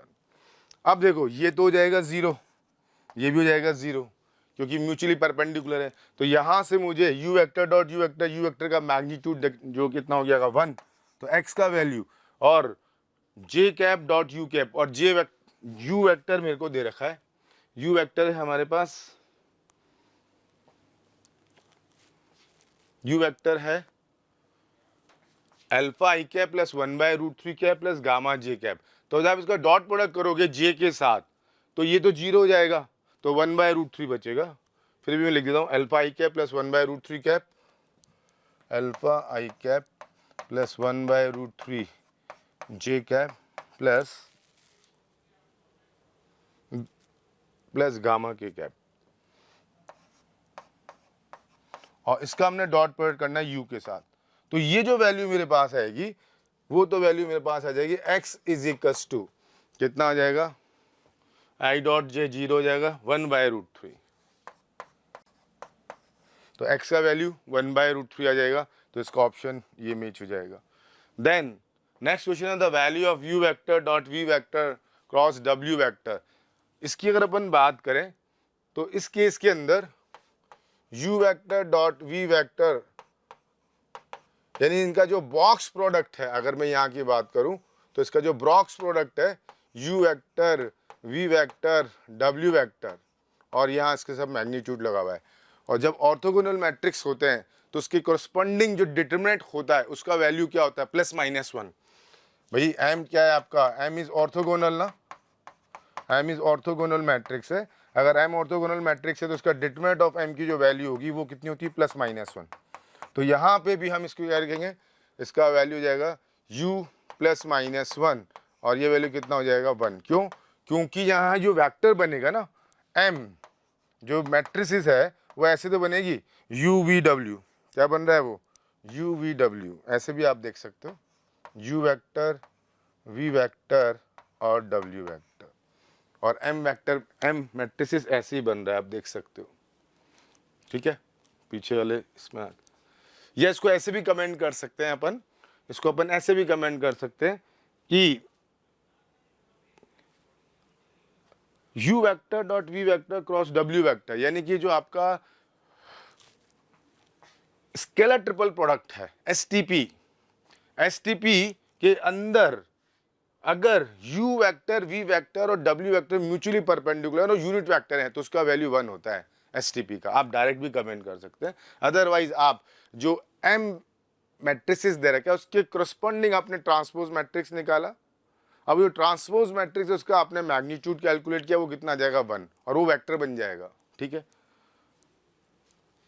और फिर हम बात करते हैं the value of u cross v cross w vector, और ये अपन निकाल रहे हैं u cross v cross w vector.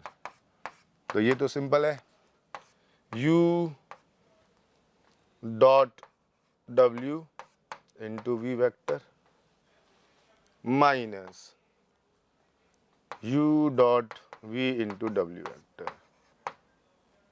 अब ये तो 0 है और ये भी कितना है 0, तो इसका वैल्यू कितना हो जाएगा 0। तो इस केस में आपके पास इस वाले का आंसर 1 आएगा और इसका 0 आएगा। तो इसमें मैच करेंगे अपन, P 5 के साथ जा रहा है, Q 4 के साथ जा रहा है, ऑप्शन चेक कर लेते हैं। ए ऑप्शन R जो है आपका 2 के साथ जा रहा है और S आपका 1 के साथ जा रहा है।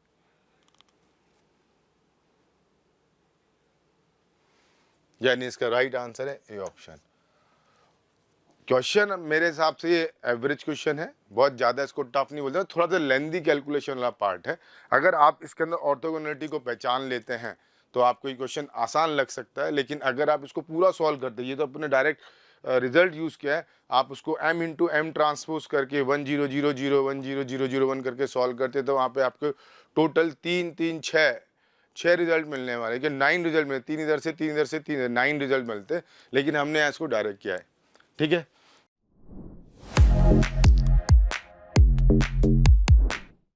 अगला जो क्वेश्चन है ये भी मैच द कॉलम है और इसके अंदर कोऑर्डिनेट ज्योमेट्री इन्वॉल्व है और इसके अंदर 4 क्वेश्चंस पूछे गए हैं। ठीक है, पहला क्वेश्चन क्या है? पहला क्वेश्चन बोल रहा था सर्कल विद सेंटर 1, 2। ये एक सर्कल है, इसका सेंटर 1, 2 है and touching the straight line 3x + 4y = 1 and passes through. ये सर्कल किस पॉइंट से पास होगा ये मुझे फाइंड करना है और इस सर्कल का सेंटर दे रखा है, इस लाइन को टच करता है। तो मैंने क्या किया, यहाँ पे कंडीशन ऑफ टेंजेंसी लगा दी और उससे रेडियस फाइंड कर ली। इसकी रेडियस कितनी आएगी? 1 3 + 4 2 8 -1 डिवाइडेड बाय 9 + 16 25, 5 से डिवाइड किया, 4 2 8 8 + 3 11 -10 11 - 1 10 10 बाय 5 यानी कि 2। रेडियस आ गई 2। तो इक्वेशन ऑफ सर्कल मुझे मिल गया x - 1 का स्क्वायर + y - 2 का स्क्वायर = 2 का स्क्वायर। अब मुझे इस ऑप्शन से ही चेक कर लेना है कि सर्कल कहाँ से पास हो रहा है। पहला पॉइंट चेक करो, 1 - 1 0 और 1 - 2 ये हो जाएगा 1 का स्क्वायर, बराबर नहीं है। 7, 9 7 - 1 ये तो हो ही नहीं सकता। तीसरा केस की बात करें 3, 2 की बात करें 3 - 1 यस 3 - 1 2 का स्क्वायर और ये जाएगा 0। तो 3, 2 इसके लिए आपका ऑप्शन नंबर 3 है। फिर अगला क्वेश्चन क्या है? आसान है। The common tangent to the circle x² + y² = 2 and the parabola y² = 8x। आपके पास ये सर्कल दे रखा है और एक ये पैराबोला y² = 8x। अब इसमें अपन कॉमन टेंजेंट की बात करें और जो कॉमन टेंजेंट है उसका स्लोप क्या होना चाहिए? पॉजिटिव होना चाहिए। तो अपन कॉमन टेंजेंट ऐसे बना रहे हैं। वैसे तो इसमें 2 बनेंगे, एक नेगेटिव स्लोप का भी बनेगा। तो मुझे उस कॉमन टेंजेंट का इक्वेशन निकाल के ये पता लगाना है कि कॉमन टेंजेंट किस पॉइंट से पास होता है। तो मुझे ये तो दे रखा है y² = 8x और यहाँ पे सर्कल दे रखा है x² + y² = 2। तो यहाँ इसका कॉमन टेंजेंट निकालने के लिए हम क्या कर रहे हैं, यहाँ पे इक्वेशन ऑफ टेंजेंट लिख रहे हैं स्लोप फॉर्म में दोनों का। तो सर्कल का तो होगा y = mx ± √2 + 2m² और पैराबोला का होगा y = mx + a/m और a का मतलब 2/m। अब चूंकि दोनों कॉमन टेंजेंट है तो दोनों का स्लोप तो सेम है ही, y का कोएफिशिएंट सेम है, कांस्टेंट टर्म को भी सेम करना पड़ेगा और कांस्टेंट टर्म को सेम किया तो 2/m = ±√2 + 2/m² और ये आपके पास बन जाएगा 4/m² = 2 + 2/m²। इसको सिंप्लीफाई कर देते हैं, ये कैंसिल हो गया। तो 2/m² = 1 + m² और यहाँ पे m पे पावर 4 + m² - 2 = 0। तो इसके फैक्टर हो जाएंगे m² + 2 m² - 1 और m² + 2 तो 0 हो नहीं सकता। m² - 1 = 0 हुआ तो m की वैल्यू कितनी हो गई? +-1 पर मुझे पॉजिटिव स्लोप चाहिए तो m का वैल्यू कितना हो जाएगा? 1। जब m का वैल्यू 1 हो जाएगा तो मुझे इक्वेशन ऑफ कॉमन टेंजेंट मिलेगा, वो मिलेगा y = mx। इसमें 1 की m की जगह 1 रखा, x प्लस 2 बाई एम, तो ये बन गया x प्लस 2। अब ये लाइन कहाँ से पास होती है, तो गो टू द ऑप्शन, और ऑप्शन से मैं चेक कर सकता हूँ। पहला ऑप्शन क्या दे रखा है मेरे को 1,1, ये तो सेटिस्फाई करेगा नहीं। फिर मुझको देखा है नेक्स्ट ऑप्शन 7,9, 7,9, 7 प्लस 2 9 हो रहा है, तो ये ऑप्शन सेटिस्फाई करता है 7,9। तो सेकंड वाले का ऑप्शन हो जाएगा ये 7,9 से पास होता है। नेक्स्ट क्वेश्चन की बात करें, इसमें जो थर्ड क्वेश्चन है ये इलिप्स का है।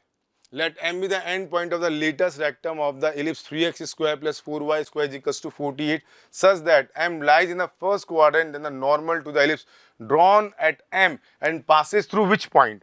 तो हम क्या कर रहे हैं, इसका एक डायग्राम बना देते हैं, रफ डायग्राम है, और ये इसका लेटेस्ट रेक्टम है। यहाँ पे एक नॉर्मल ड्रॉ होगा और ये नॉर्मल कहाँ से पास होता है ये मुझे फाइंड करना है। और इक्वेशन ऑफ एलिप्स मुझको दे रखा है 3x square plus 4y square equals to 48, 3x square plus 4y square equals to 48। इसको स्टैंडर्ड फॉर्म में बना देते हैं, ये आपका हो जाएगा 16 और ये जाएगा y स्क्वायर अपॉन 12, कितना जाएगा 1 और 2 12 इज इक्वल्स टू 1। तो यहाँ से इसका एक तो एसेंट्रिसिटी निकाल दें, एसेंट्रिसिटी निकलेगी 1 माइनस 12 अपॉन 16, 16 माइनस 12 4, 4 बाई 16 यानी कि 1/2 इसकी एसेंट्रिसिटी आ गई। मुझे एसेंट्रिसिटी मिल गई तो मुझे लेटेस्ट रेक्टम के एक्सट्रीमिटीज़ के पॉइंट मिल जाएंगे और वो होता है AE, B square upon A। तो यहाँ से A का वैल्यू मेरे पास अगर मैं कंपेयर करूँ तो A का वैल्यू मेरे पास 4 का स्क्वायर यानी ये मेरे को मिलने वाला है 4, और B का वैल्यू B स्क्वायर मेरे पास कितना है 12। तो AE मतलब आपके हो जाएगा 4 इंटू 1/2 और B स्क्वायर 12 अपॉन A का वैल्यू मेरे पास कितना है 4। तो ये मेरे पास पॉइंट आएंगे 2,3 और 2,3 पे मुझे इक्वेशन ऑफ नॉर्मल कैलकुलेट करना है। A square x upon x1 minus B square y upon y1 is equals to A square minus B square. तो A स्क्वायर तो बस 16 इंटू x अपॉन x1 की वैल्यू है आपके पास 2 माइनस B स्क्वायर का value 12 और y अपॉन y1 मेरे पास है 3 इज इक्वल्स टू 16 माइनस 12 4, ये कैंसिल होगा 8x, ये हो गया आपका 3 4। तो फाइनली मुझे मिलेगा 2x minus y is equals to 1। ये इक्वेशन ऑफ नॉर्मल हो गया। अब मुझे पॉइंट चेक करना है कहाँ से पास होता है। तो इसके अंदर पहला पॉइंट अपने पास है 1,1, क्या 1,1 इसको सेटिस्फाई कर रहा है, 1,1 2 माइनस 1, यस ये इसको सेटिस्फाई कर रहा है। अब लास्ट वाला कॉलम हाइपरबोला का है, लास्ट वाला कॉलम हाइपरबोला का है। इसमें क्या कह रहा है, H be the hyperbola whose centre at origin. Diagram में इधर बना देता हूँ, यहाँ पे अपन ने एक हाइपरबोला बना दिया इस जगह पे, और इसका सेंटर 0,0 है और फोकस 5,0 है, और इसकी जो वन डायरेक्ट्रिक्स है 5x प्लस 16 है। तो यहाँ से x is equals to minus 16/5, ये डायरेक्ट्रिक्स दे रखी है। और यहाँ पे वन ऑफ द फोकस, तो यहाँ अपन बोल सकते हैं AE, 0, यानी सिंपल सी बात है AE बराबर 5 दे रखा है, और मुझे यहाँ पे A दे रखा है, E दे रखा है, ये इक्वेशन बनी है। इसके अलावा तो मेरे पास और कोई नॉलेज नहीं। और एक दूसरी जो इन्फॉर्मेशन है वो ये है, तो plus minus A upon E is equals to minus 16 upon 5। तो चूंकि हमें पता है A भी पॉजिटिव है, E भी पॉजिटिव है, तो इट मीन्स यहाँ पे इसको माइनस का A by E is equals to minus 16/5 होना पड़ेगा। तो A बाई E कितना हो जाएगा आपका 16/5। इसको 1 बोल दिया, इसको 2 बोल दिया, दोनों को मल्टीप्लाई कर दिया, 1 मल्टीप्लाई बाई 2। अब जब 1 मल्टीप्लाई बाई 2 करेंगे तो A square is equals to आपको मिल जाएगा 16, 5 से 5 कैंसिल हो जाएगा, A स्क्वायर की वैल्यू 16 हो जाएगी। और मुझे यहाँ पे कंडीशन दे रखा है AE बराबर 5, तो B square is equals to A square into E square minus 1, तो B स्क्वायर मिल जाएगा, A स्क्वायर E स्क्वायर 25 हो जाएगा, और माइनस का A का वैल्यू मेरे पास आया था 16, तो A स्क्वायर का वैल्यू तो मुझे मिलेगा 9। तो A स्क्वायर मेरे पास आ चुका है कितना 16, बी स्क्वायर का वैल्यू मेरे पास आया 9, तो इक्वेशन ऑफ हाइपरबोला मिल गया, हो जाएगा x square upon 16 minus y square upon 9 is equals to 1। अब ये हाइपरबोला कहाँ से पास होता है उस पॉइंट को हम चेक कर देते हैं। तो ऑप्शन में जाएं, पॉइंट 8,3√3, 8,3√3 वो अपन यहाँ रख के देखें तो 8 का हो गया 64 अपॉन 16 माइनस 3√3, 9 इंटू 3 अपॉन 9, ये खत्म, ये हो गया आपका 4 माइनस 3 1। तो ये वाला पॉइंट सेटिस्फाई करता है। तो हम चेक कर सकते हैं कौन कौन से पॉइंट यहाँ पे सेटिस्फाई कर रहे हैं। पहले वाले का तो पी वाले का तो पॉइंट था आपके पास 3,2, थर्ड वाला है ना, थर्ड मिल रहा है, थर्ड इधर भी है, थर्ड इधर भी है। नेक्स्ट वाले का पॉइंट था पैराबोला, इसके अंदर आपके पास इक्वेशन आया था y equals to x plus 2, इसको सेटिस्फाइड करने वाले पॉइंट थे यहाँ पे 1, 2,3, ये नहीं पॉइंट था, दूसरा पॉइंट था 1,1, 1,1, ये तो नहीं हो सकता क्योंकि 1,1 में तो नहीं आएगा, 2,3 ये भी नहीं था, 2,5 ये भी नहीं था। कौन सा पॉइंट मैच किया था हमने, पिछला पॉइंट मैच किया हुआ 7,9, ये 7,9 ये वाला पॉइंट मैच हुआ था। तो 7,9 ये आपका पॉइंट हो गया, 7,9 आपका सेकंड वाला था। तो इसका राइट आंसर वो आप मैच कर लेना कौन कौन से आंसर मैच किए हैं, क्योंकि इसमें मिसमैच हो रहा है। 1,1 तो मैं मिला देता हूँ। पी वाले का आंसर था हमारे पास, पी का 3 था, क्यू का 7,9, मतलब कि 2, आर एस का तो मुझे दिख ही रहा है, एस का था हमारे पास 5 और आर का है 3, आर का 3 नहीं है, आर का हमने निकाला था 1,1। अब चेक कर लो 3,2,1,5, 3,2,1,5 बी। तो राइट आंसर इसका बी है। तो कुल मिला के ओवरऑल ये मीज द कॉलम पूरा कॉनिक सेक्शन पर बेस्ड था। चारों कॉन्सेप्ट इसमें पूछे गए, सर्कल, एलिप्स, हाइपरबोला और लाइन। ठीक है, होपफुली आपको पेपर का सॉल्यूशन पसंद आएगा। Thank you very much.